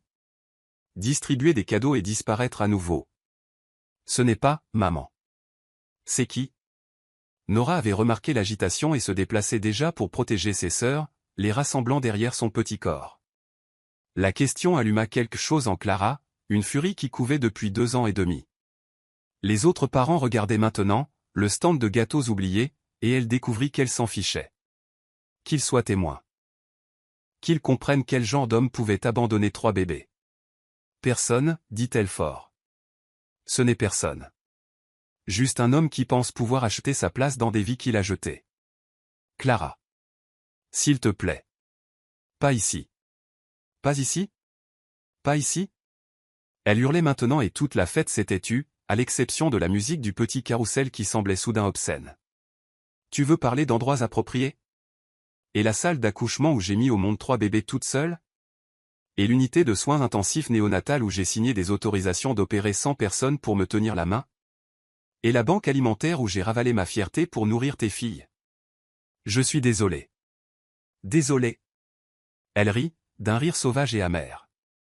Sais-tu combien a coûté la première opération de Théo? 43 000 $. La deuxième? 67 000. Sais-tu combien de plans de paiement j'ai? Combien de collecteurs de dettes m'appellent chaque jour? Combien de fois j'ai dû choisir entre payer l'électricité et acheter ces médicaments? Janet, la directrice de la crèche, s'approchait, l'inquiétude peinte sur son visage, mais Clara était hors de contrôle. Le barrage avait cédé et 2 ans et demi de rage refoulée se déversaient devant tout le monde. Tu te tiens là avec tes sacs cadeaux comme si c'était une fête d'anniversaire où tu es juste en retard. Mais où étais-tu pour leurs vrais anniversaires? Le premier, quand j'ai fait un gâteau en boîte et que j'ai pleuré parce que je ne pouvais pas m'offrir de bougies? Le deuxième, passé à l'hôpital parce que le cœur de Théo ne supportait pas l'excitation? Je ne savais pas, parce que tu as choisi de ne pas savoir. Sa voix claqua à travers le festival comme un fouet. Tu as changé tes serrures avant même qu'elles ne soient nées. Tu les as appelées une erreur. Un fardeau. Un inconvénient pour ta précieuse liberté. Les sacs cadeaux lui glissèrent des mains, laissant s'éparpiller des jouets de créateurs sur l'herbe. Il ne fit aucun mouvement pour les récupérer. Les parents éloignaient leurs enfants de la scène, mais pas trop loin. Tout le monde voulait être témoin de cette tragédie, de cet effondrement public, quelle que fût l'histoire qu'ils avaient échafaudée au sujet de la mère célibataire qui travaillait au restaurant. Sais-tu pourquoi Nora est si protectrice? Continua Clara, la voix éraillée mais que rien ne pouvait arrêter. Parce qu'à 4 ans, elle a déjà appris que personne d'autre ne les protégera. Sais-tu pourquoi Lila donne ses bonbons aux enfants qui sont tristes? Parce qu'elle a appris que la gentillesse est tout ce qu'il nous reste quand l'argent vient à manquer. Sais-tu pourquoi Théo ne se plaint jamais, même quand elle peut à peine respirer? Parce qu'elle a appris que maman est trop fatiguée pour des plaintes. Arrête, murmura-t-il, mais elle était sans pitié. Tu veux les connaître, maintenant. Laisse-moi te dire qui elles sont. Ce sont des guerrières. Des survivantes. Ce sont des miracles qui existent malgré ta cruauté. Nora s'est comptée jusqu'à 100 parce que je le lui ai appris avec des haricots secs pendant que je préparais le dîner.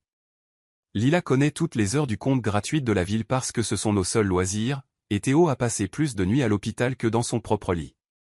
Et pendant tout ce temps, tu bâtissais ton empire sur les os de leur abandon. Elle pleurait maintenant, de sanglots incontrôlables, et les filles s'étaient pressées contre ses jambes, effrayées par la détresse de leur mère. Théo respirait avec un sifflement, le stress déclenchant ses problèmes respiratoires, et Clara tomba à genoux pour s'occuper d'elle, sortant l'inhalateur avec une efficacité née de l'habitude. C'est à ce moment-là que Marcus s'effondra complètement. Il tomba à genoux au milieu du festival, à la vue d'une centaine d'étrangers, et se mit à sangloter. Pas les larmes contrôlées d'un homme qui maintient sa dignité, mais la dissolution complète de quelqu'un dont l'âme tentait de s'échapper par la gorge. « Je suis désolé », s'étrangla-t-il, encore et encore, son corps se ployant jusqu'à ce que son front touche presque le sol. « Je suis tellement désolé. J'ai échangé le paradis contre l'enfer. Je suis désolé. Je suis désolé. Je suis désolé. » Le spectacle était complet. Le PDG milliardaire, l'homme dont le visage ornait les magazines économiques, était prosterné dans un parc public, suppliant des enfants qui ne connaissaient même pas son nom de lui pardonner. Les parents filmaient avec leur téléphone. Les enfants regardaient fixement. L'opérateur du manège de poney s'était arrêté en plein circuit pour rester bouche bée. « S'il vous plaît » halta-t-il entre deux sanglots. « Laissez-moi réparer ça. Laissez-moi essayer. Je ferai n'importe quoi, je serai n'importe qui, j'abandonnerai tout. S'il vous plaît, ne laissez pas ma stupidité définir leur vie. S'il vous plaît. » Leurs vies sont déjà définies, dit Clara, se relevant avec Théo dans les bras, la respiration de l'enfant se calmant. Par mon amour, par mon sacrifice, par ma présence. Tu n'es qu'une note de bas de page, Marcus. Un exemple à ne pas suivre sur le choix de l'ambition plutôt que de la famille. Elle se tourna vers Janet, qui se tenait figée par le choc. Nous partons. S'il te plaît, donne nos pâtisseries à ceux qui en ont besoin. Alors qu'elle s'éloignait, guidant ses filles confuses et effrayées, elle l'entendit une dernière fois, sa voix portant à travers le terrain du festival. « Je vous aime. » cria-t-il à leur dos qui s'éloignait. « Je vous aime toutes les quatre. J'étais trop stupide et effrayée pour le savoir à l'époque, mais je le sais maintenant. Je t'aime. » Mais l'amour, pensa Clara tout en bouclant 3 sièges auto avec des mains tremblantes, n'était pas une déclaration hurlée lors d'un festival public. L'amour, c'était de rester quand les choses devenaient difficiles. L'amour, c'était d'être là à 3 heures du matin quand la fièvre ne tombait pas. L'amour, c'était choisir les couches plutôt que la liberté, choisir la présence plutôt que le profit, choisir la famille plutôt que l'empire. Le trajet du retour fut silencieux, à l'exception des légers reniflements de Lila, et de Nora qui demandait sans cesse si maman allait bien. Théo s'était endormi, épuisé par sa crise d'asthme, sa petite main agrippant le doigt de Clara à travers les sangles du siège auto. Ce soir-là, après que les filles furent couchées, après qu'elle eut répondu à leurs questions par de prudentes demi-vérités sur l'homme triste du festival, son téléphone n'arrêtait pas de vibrer. La scène était devenue virale. L'effondrement public du PDG milliardaire était en tendance, avec des vidéos sous tous les angles, et des sections de commentaires disséquant leur drame familial pour se divertir. Elle éteignit son téléphone et s'assit dans l'obscurité de son minuscule appartement, écoutant ses filles respirer, et se demanda si l'humiliation publique était une punition suffisante pour l'abandon privé. Quelque part dans son pantouse, Marcus regardait probablement ces mêmes vidéos, se voyant de l'extérieur, comprenant enfin à quel point il paraissait petit face à l'ampleur de ce qu'il avait perdu. Mais comprendre, décida-t-elle, n'était pas la même chose que mériter le pardon. Certaines choses, une fois brisées, ne pouvaient être réparées par des larmes publiques ou des regrets privés. Certains abandons étaient absolus, peu importe à quel point la tentative de retour était spectaculaire. Chapitre 8 La voix des filles. Les questions commencèrent 3 semaines après l'incident du festival, débutant avec Nora au petit déjeuner, un banal mardi matin. Elle arrangeait ses chariots en motif, son visage empreint de la concentration sérieuse d'une enfant de 4 ans, quand elle leva soudain les yeux. « Maman, l'homme triste au festival avait des yeux comme les miens. » La main de Clara s'immobilisa sur la cafetière. Elle s'y attendait, le redoutait. sachant que l'intelligence vive de Nora finirait par relier des points qu'il valait mieux laisser épars. Beaucoup de gens ont les yeux verts, ma chérie. Mais les siens étaient exactement comme les miens. Lila l'a remarqué aussi. Ils nous ressemblaient, mais envieux et tristes. Depuis le salon où Lila coloriait, une petite voix s'éleva. Il m'a donné une orange cette fois-là au magasin. Il était gentil, mais il pleurait beaucoup. Clara s'assit avec précaution, essayant de naviguer dans ce champ de mine d'innocence et de dure vérité. Parfois, les gens reconnaissent quelque chose de spécial en vous, les filles. Ça ne veut rien dire de plus. Mais Nora n'était pas satisfaite.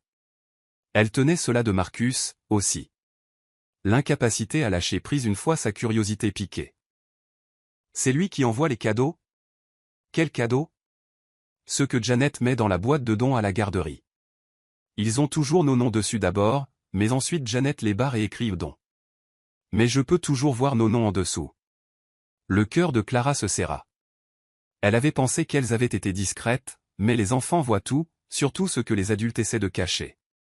Je ne suis au courant d'aucun cadeau, dit-elle, ce qui était techniquement vrai. Elle avait donné pour instruction à Janet de donner tout ce qui arrivait pour les filles, non ouverts et non reconnus. Cet après-midi-là, pendant que Théo faisait la sieste et que les deux aînés jouaient, Clara surprit Lila en train de dessiner à leur petite table. Le dessin montrait 4 silhouettes, 3 petites, une grande, se tenant toutes par la main. Mais la grande silhouette était coloriée en crayon noir, le visage obscurci, un personnage d'ombre dans leur portrait de famille lumineux. « Qui est-ce » demanda Clara, bien qu'elle le sût déjà. « Le papa de loin. Je ne sais pas à quoi il ressemble, alors je l'ai fait avec du noir. Mais il nous tient la main parce que tu as dit qu'il nous aime même si on ne peut pas le voir. » Cette nuit-là, alors qu'elle les bordait, Théo prit la parole de sa voix fluette qui donnait toujours l'impression qu'elle économisait son souffle. « Maman, pourquoi notre papa ne rentre pas à la maison? C'est parce que je suis malade? » La question fut un couteau entre ses côtes. « Non, ma chérie, ne pense jamais ça. Tu es parfaite exactement comme tu es. » Alors pourquoi? Comment expliquer l'abandon à l'innocence? Comment traduire l'égoïsme adulte dans un langage qui ne marquerait pas au fer rouge de petits cœurs? Parfois, les adultes font des choix sur lesquels ils ne peuvent pas revenir. Ça n'a rien à voir avec vous, les filles, ni avec lui. On pourrait lui écrire une lettre, demanda Nora. Peut-être que s'il savait qu'on est sage, il viendrait. Vous êtes sage. Vous êtes les meilleures filles du monde. Son absence n'a rien à voir avec votre valeur. Mais les questions persistèrent, évoluant au fil des jours suivants. Lila commença à demander à chaque homme au parc s'il était le papa de quelqu'un, menant une enquête informelle sur la paternité. Nora se mit à cataloguer quels camarades de classe avaient des pères, créant des théories élaborées sur pourquoi certaines familles en avaient et d'autres non. Théo, de manière déchirante, demanda si les papas ne venaient que pour les enfants en bonne santé, si peut-être elles devaient d'abord aller mieux. Le point de rupture fut atteint lorsque Clara les trouva blottis ensemble un soir, Nora lisant un morceau de papier qu'elle avait laborieusement écrit de sa main mal assurée. « Cher papa de loin », lisait-elle à voix haute. « Nous sommes des filles sages. Maman dit que tu nous aimes. Nous voulons te rencontrer. Lila partagera son chocolat. Théo te laissera écouter son cœur avec la machine spéciale. Je t'apprendrai notre chanson du coucher. S'il te plaît, rentre à la maison. Avec amour, tes filles. » Clara dut s'éclipser pour pleurer dans la salle de bain, étouffant ses sanglots avec une serviette pendant que ses filles planifiaient leurs retrouvailles impossibles.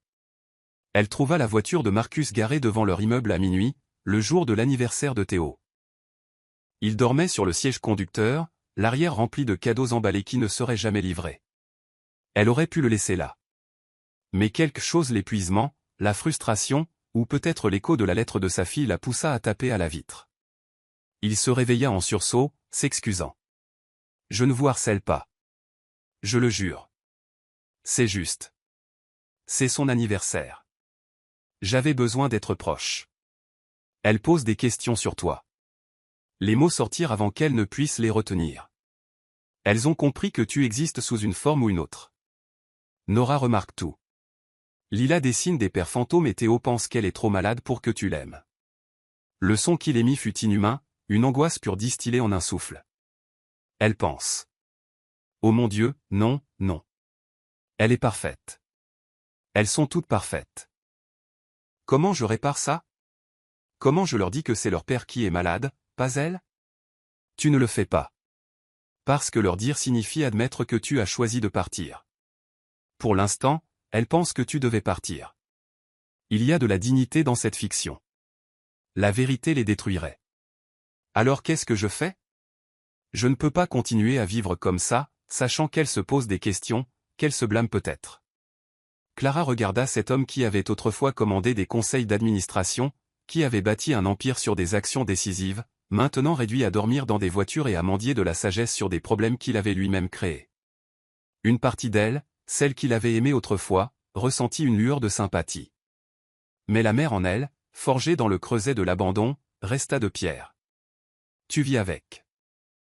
Comme j'ai vécu en les portant seuls, comme j'ai vécu les opérations de Théo, comme je vis avec leurs questions auxquelles je ne peux pas répondre honnêtement. Tu vis avec les conséquences de ton choix. Et si je pouvais prouver que j'ai changé? Thérapie, visite supervisée qui augmente progressivement, accord légaux stipulant que je ne pourrai plus jamais partir. Tu veux que je parie leur cœur sur ta transformation? Que je risque qu'elles s'attachent à toi, seulement pour que tu décides à nouveau que la liberté compte plus? Jamais je ne. Tu l'as déjà fait une fois. C'est ça le problème avec jamais, Marcus. Tu l'as déjà enfreint.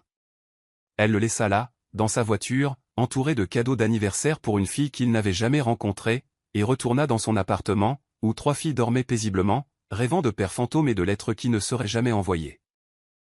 Le lendemain matin, elle trouva une réponse glissée sous sa porte, écrite de son écriture distinctive mais adressée aux filles.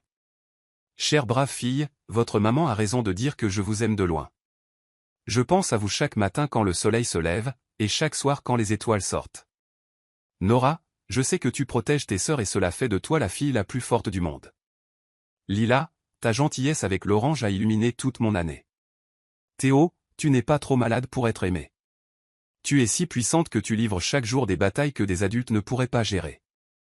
Je reste loin parce que j'ai fait des erreurs qui vous feraient du mal à connaître. Mais un jour, quand vous serez plus grande, si votre maman dit que c'est d'accord, j'espère vous rencontrer convenablement. D'ici là, sachez que vous êtes aimé, que vous êtes désiré, et que vous êtes la meilleure chose qui soit jamais arrivée au monde, même si le monde ne le sait pas encore. Avec amour, quelqu'un qui rêve de vous en permanence. Elle aurait dû la jeter, la brûler comme les autres. Mais elle se surprit à la plier soigneusement, à la placer dans la boîte à chaussures avec leur bracelet d'hôpital. Peut-être qu'un jour, quand elle serait plus grande, quand la vérité ne les briserait pas, elle leur montrerait que leurs questions n'étaient pas restées sans réponse, que leur père fantôme avait été plus réel qu'elle ne le savait, juste plus brisé qu'elle ne pouvait le comprendre. Ce soir-là, alors qu'elle les endormait avec Somewhere Over the Rainbow, elle pensa à la lettre cachée dans son placard, à l'homme qui dormait dans sa voiture dehors, aux 3 filles rêvant d'un père qu'elle ne savait pas avoir déjà rencontré. La vie était plus désordonnée que les berceuses, plus compliquée que les histoires qu'elle leur racontait. Mais pour l'instant, pour ce soir, elle serait suffisante. Elle serait tout. Même si cela la tuait de tout porter seule. Chapitre 9. Les éditions. Le banc du parc était un terrain neutre. Clara l'avait décidé. Pas son Penthouse, où les souvenirs hantaient chaque surface, pas son appartement, où l'absence de ses enfants aurait été trop présente. Mais ce banc à Prospect Park, où elle amenait les filles bébés quand leurs pleurs menaçaient de plainte pour tapage. Le soleil de juin filtrait à travers des feuilles qui n'étaient que des branches nues la dernière fois qu'elle s'était assise ici, dans ses premiers jours désespérés. Marcus était déjà là quand elle arriva, assis avec la posture prudente de quelqu'un qui craint qu'un mouvement brusque n'effraie un animal sauvage. Il semblait différent. Pas mieux, exactement, mais plus stable. Le désespoir frénétique qui l'avait conduit à l'effondrement public avait été remplacé par quelque chose de plus calme, de plus durable dans son chagrin. « Merci d'être venu, dit-il alors qu'elle s'asseyait à l'autre bout du banc, gardant la distance maximale entre eux.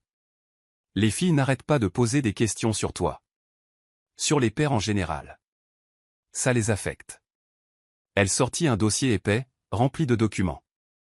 Alors j'y ai réfléchi. J'ai consulté des avocats, des thérapeutes, tous ceux que j'ai pu trouver.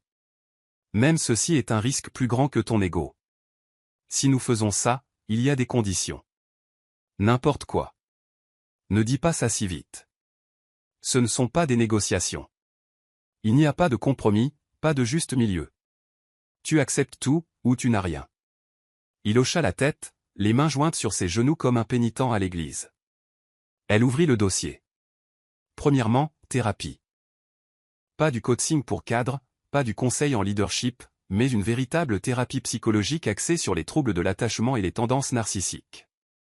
2 fois par semaine, minimum, pendant 6 mois avant même de les rencontrer convenablement. J'ai déjà commencé. Le docteur Morrison. Spécialisé dans l'abandon parental. 3 fois par semaine. Elle s'y a, surprise, mais pas attendrie.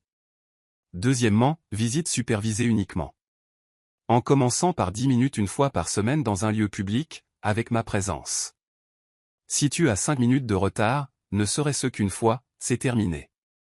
Si tu annules pour autre chose qu'une hospitalisation, c'est terminé. Si tu leur fais une promesse que tu ne tiens pas, c'est terminé.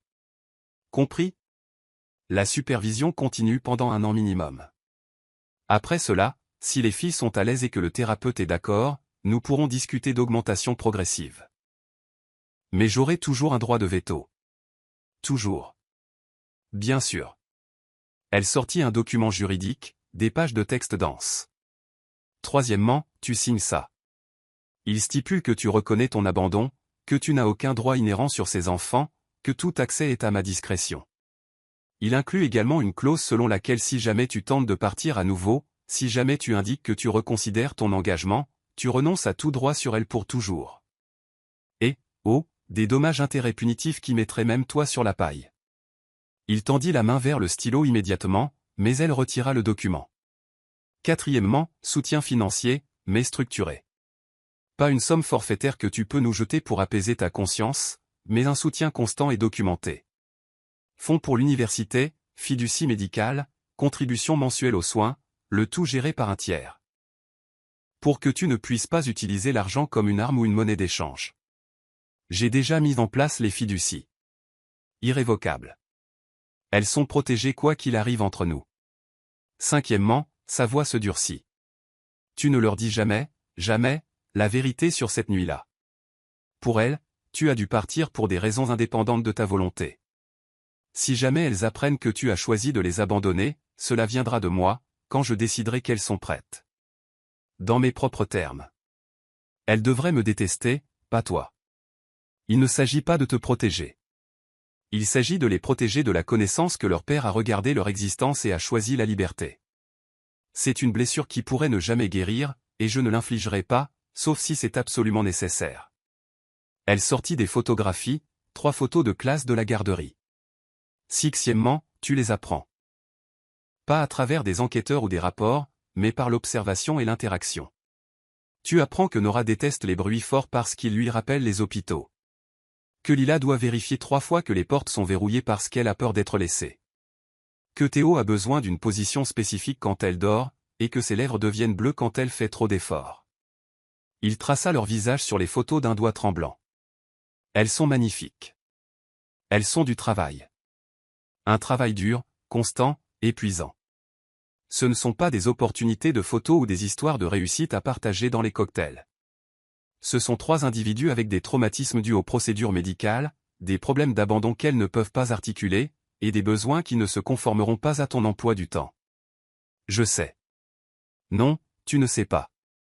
Mais tu pourrais apprendre. Elle sortit un autre document. Septièmement, des vies parallèles, pour l'instant. Tu ne vas pas les embrouiller en apparaissant soudainement comme papa. Tu seras présenté comme un ami de maman et qui veut t'apprendre à les connaître. Seulement quand elles seront à l'aise, seulement quand le thérapeute sera d'accord, seulement quand je serai certaine que tu ne les détruiras pas, alors nous discuterons de la transition vers la vérité. Combien de temps? Le temps qu'il faudra. Peut-être 1 an, peut-être 5. Peut-être qu'elles seront adolescentes avant de savoir. Il ne s'agit pas de ton calendrier ou de ton besoin de résolution. Il s'agit de leur sécurité émotionnelle. Il pleurait silencieusement, des larmes tombant sur son pantalon coûteux, mais il continuait d'acquiescer. Quoi d'autre? Oui, tu ne sapes pas mon autorité parentale. Pas de cadeaux chers qui font paraître mes efforts minables. Pas de contradiction de mes règles. Pas de jouer le parent cool qui débarque avec des friandises pendant que je suis celle qui impose l'heure du coucher. Tu veux être leur père? Alors sois un père. Pas un Père Noël essayant d'acheter de l'affection. D'accord. Neuvièmement, tu assistes à chaque rendez-vous médical pour Théo. Non pas pour prendre le contrôle, mais pour comprendre. Pour voir ce qu'elle traverse, ce que nous traversons. Pour comprendre que sa cardiopathie n'est pas seulement une ligne dans un rapport médical, mais une réalité quotidienne qui affecte chaque décision. Je veux être là. Elle rit amèrement. Tu n'arrêtes pas de dire « je veux ». Il ne s'agit plus de ce que tu veux. Il s'agit de ce dont elles ont besoin. Et ce dont elles ont besoin, c'est de stabilité, de constance, et de la certitude absolue qu'elles ne seront pas abandonnées à nouveau. Comment je prouve ça? Tu ne le prouves pas. Tu te pointes. Encore et encore et encore. Jusqu'à ce qu'être présent devienne aussi naturel que de respirer. Jusqu'à ce que l'idée de partir devienne aussi impossible que d'arrêter ton propre cœur. Jusqu'à ce que tu comprennes que la liberté sans elle n'est pas du tout la liberté. Elle se leva, rassemblant ses documents. Prends une semaine pour y réfléchir. Réfléchis-y vraiment. Parce qu'une fois que tu auras signé ces papiers, une fois que tu les auras rencontrés en tant que quelqu'un qui a l'intention de rester, il n'y a pas de retour en arrière. Pas de changement d'avis quand ça devient difficile. Pas de décision que les réunions du conseil d'administration comptent plus que les spectacles de ballet. Pas de choix de l'entreprise plutôt qu'elle.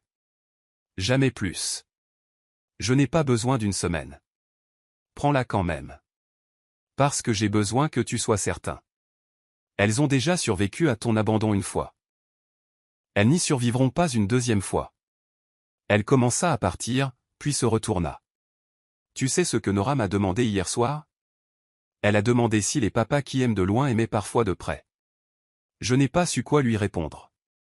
Que as-tu dit? J'ai dit que parfois, l'amour a besoin de temps pour retrouver le chemin de la maison.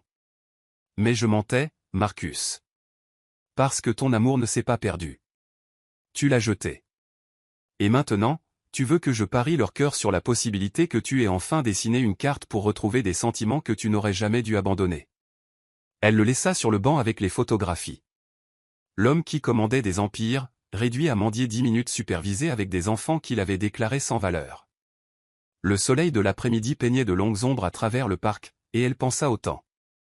Comment il pouvait guérir, mais aussi comment il pouvait blesser. Comment 2 ans et demi pouvaient sembler une éternité pour un enfant se demandant pourquoi papa aimait de si loin. Cette nuit-là, elle regarda ses filles dormir et essaya de l'imaginer dans leur vie. Pas le lui d'avant, l'homme qui avait changé les serrures et signé des chèques comme des amputations chirurgicales. Mais cette nouvelle version, vidée par la perte et remplie du besoin désespéré de réparer l'irréparable. Pouvait-elle lui confier leur cœur? Pouvait-elle risquer leur existence stable, bien que difficile, pour la possibilité d'une famille complète? Nora bougea dans son sommeil, murmurant quelque chose à propos d'ombre. Lila serra plus fort son lapin en peluche. Et la respiration de Théo siffla légèrement, un son qui faisait encore sursauter Clara, même si le médecin disait que c'était normal pour son état. C'étaient ses filles. À elle seule depuis 2 ans et demi. Elle les avait gagnées par le sang, les larmes et les nuits sans fin. Mais peut-être, méritait-elle la chance de connaître l'homme qui avait enfin compris que la liberté ne signifiait rien si elle avait le prix de leur absence. Peut-être. Mais d'abord, il devrait le prouver. 10 minutes à la fois. Une présence à la fois. Une promesse tenue à la fois. Et s'il échouait ne serait-ce qu'une fois, elle les protégerait comme elle l'avait toujours fait, absolument, férocement, et seule. Chapitre 10. Le long chemin du retour. 6 mois de dimanche s'étaient écoulés, chacun marqué par 10 minutes dans le parc qui était progressivement devenu 15, puis 30, puis 1 heure. Marcus n'en avait jamais manqué un seul. Ni à cause des blizzards, ni des crises au conseil d'administration, ni de la pneumonie qu'il avait fait se présenter avec un masque et un mot du médecin. Les filles le connaissaient maintenant comme Monsieur M. L'ami de maman qui apparaissait toujours au terrain de jeu avec la capacité déconcertante de savoir exactement ce qui les ferait sourire. Aujourd'hui, c'était différent. Aujourd'hui, ils étaient dans la salle d'attente de l'hôpital Mount Sinai, et Théo était préparé pour ce que les médecins promettaient être sa dernière opération. Les murs étaient peints de fresques joyeuses qui ne parvenaient pas tout à fait à masquer l'odeur antiseptique de possibilités médicales et de périls. « Monsieur M, tu as peur ?» demanda Lila, remarquant ses mains tremblantes. Terrifié, admit-il, cet homme qui avait négocié des accords d'1 milliard de dollars sans sourciller. Mais les gens courageux font les choses même quand ils ont peur, n'est-ce pas? C'est ce que dit maman, confirma Nora, arrangeant les jouets de la salle d'attente par ordre de taille. Sa façon de contrôler le chaos. Elle dit que Théo est la plus courageuse parce qu'elle fait tout le temps des choses effrayantes. Clara observait de l'autre côté de la pièce. Elle vit comment elle gravitait naturellement vers lui maintenant, comment Lila grimpait sur ses genoux sans hésitation, comment Nora l'incluait dans ses systèmes d'organisation. 6 mois de constance avaient construit quelque chose qu'elle n'avait pas cru possible, la confiance. Le chirurgien apparut à l'embrasure de la porte. Nous sommes prêts pour elle. La marche vers la salle d'opération sembla interminable. Théo, petite dans sa blouse d'hôpital couverte d'ours en dessins animés, tenait leurs deux mains. La droite de Clara, la gauche de Marcus. Elle l'avait demandé spécifiquement, cet enfant qui mesurait sa vie en procédure médicale.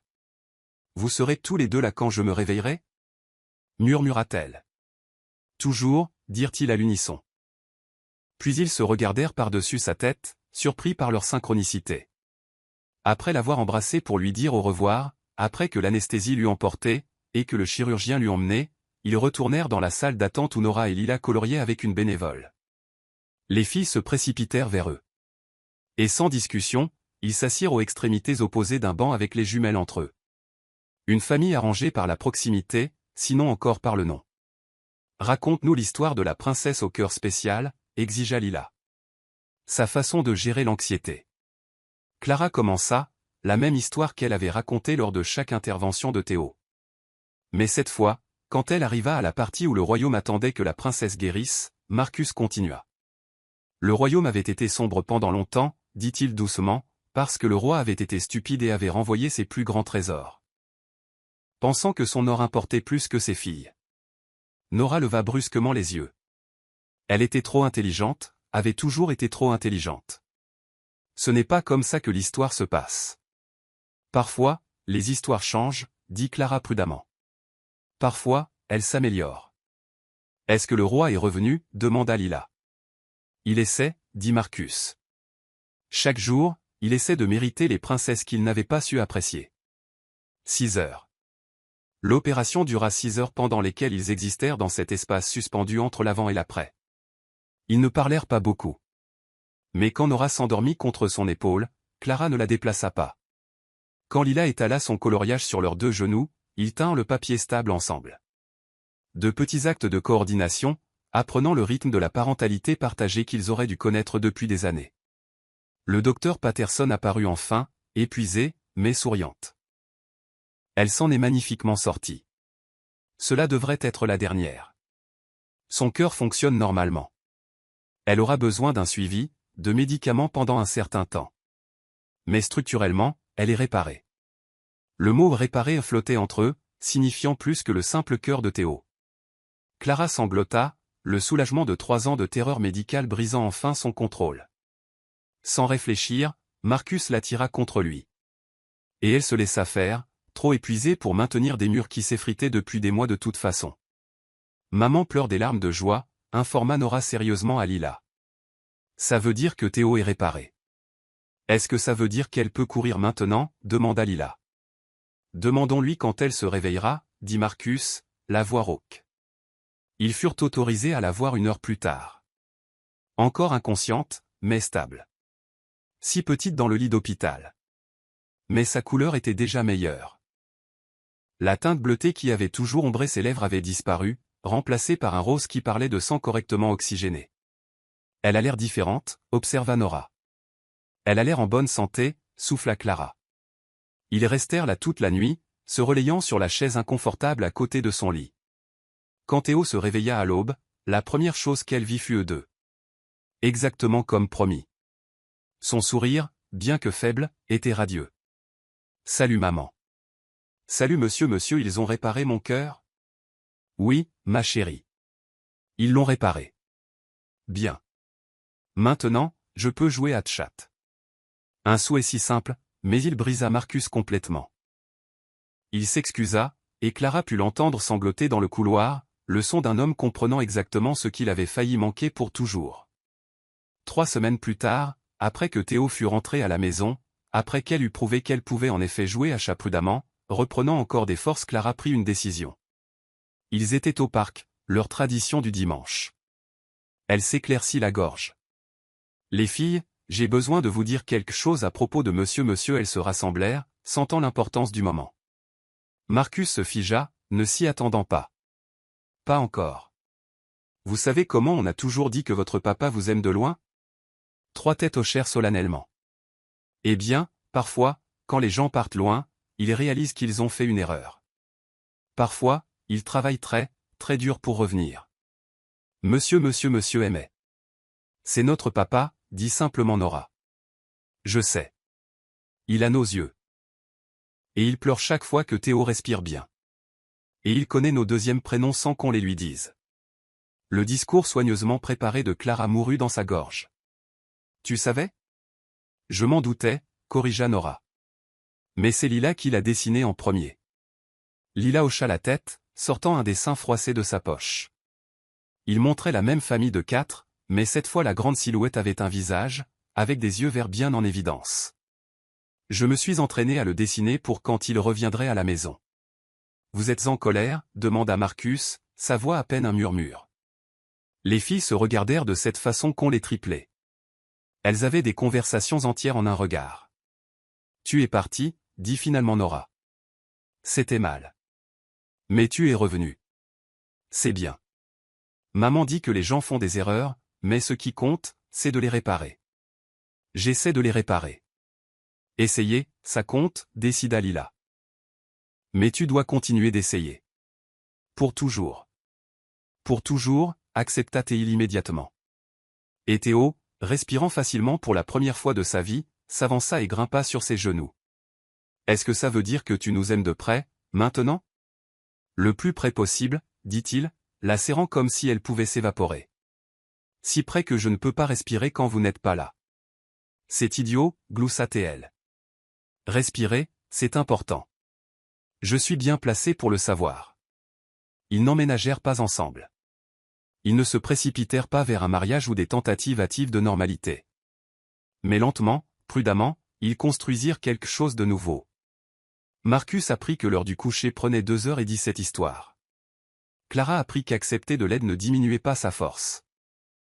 Les filles apprirent que les familles pouvaient être brisées et reconstruites, que l'amour pouvait partir et revenir, que les cœurs pouvaient être réparés de bien des façons, autres que chirurgicales.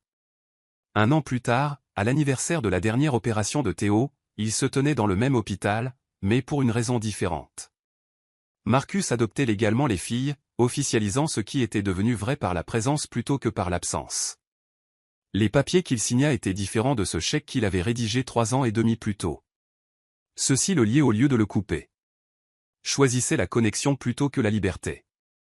Vous savez ce que cela signifie? Demanda le juge aux filles. Cela signifie qu'il est votre papa pour toujours, quoi qu'il arrive. Il l'était déjà, dit Nora, pragmatique. Ce n'est que de la paperasse. Ce soir-là, dans l'appartement de Clara qui avait été témoin de tant de difficultés, ils firent une fête avec un gâteau acheté en magasin et des briques de jus. Le luxe n'était pas dans ce qu'ils avaient. Marcus était assis par terre, 3 filles grimpant sur lui comme sur une cage à poules, et il comprit que la liberté n'avait pas valu une seule seconde de ce chaos. Raconte-nous l'histoire de notre naissance, demanda Lila. Clara et Marcus se regardèrent par-dessus la mer d'enfants et de jouets. Il y aurait un temps pour la vérité, pour l'histoire complète, quand elle serait plus grande. Pour l'instant, il y avait une vérité différente à raconter. Vous êtes nés pendant une tempête, commença Clara. La plus grande tempête de tous les temps, ajouta Marcus. Et au moment où vous êtes arrivés, toutes les 3, le soleil est sorti. C'est météorologiquement impossible, souligna Nora. Mais elle souriait. L'amour rend les choses impossibles possibles, dit Clara. Et pour la première fois en 3 ans et demi, elle le pensait. Ils s'endormirent comme ça, tous les 5, en tas sur le sol du salon, les filles qu'il avait failli perdre entre eux. Respirant facilement. Cœur réparé. Famille reformée. Dehors, la ville vaquait à ses occupations, ignorant que dans un petit appartement du Queens, un homme qui avait choisi la liberté plutôt que les couches était enfin rentré chez lui, pour découvrir que la seule vraie liberté était d'être complètement, irrévocablement lié aux personnes qui comptaient le plus.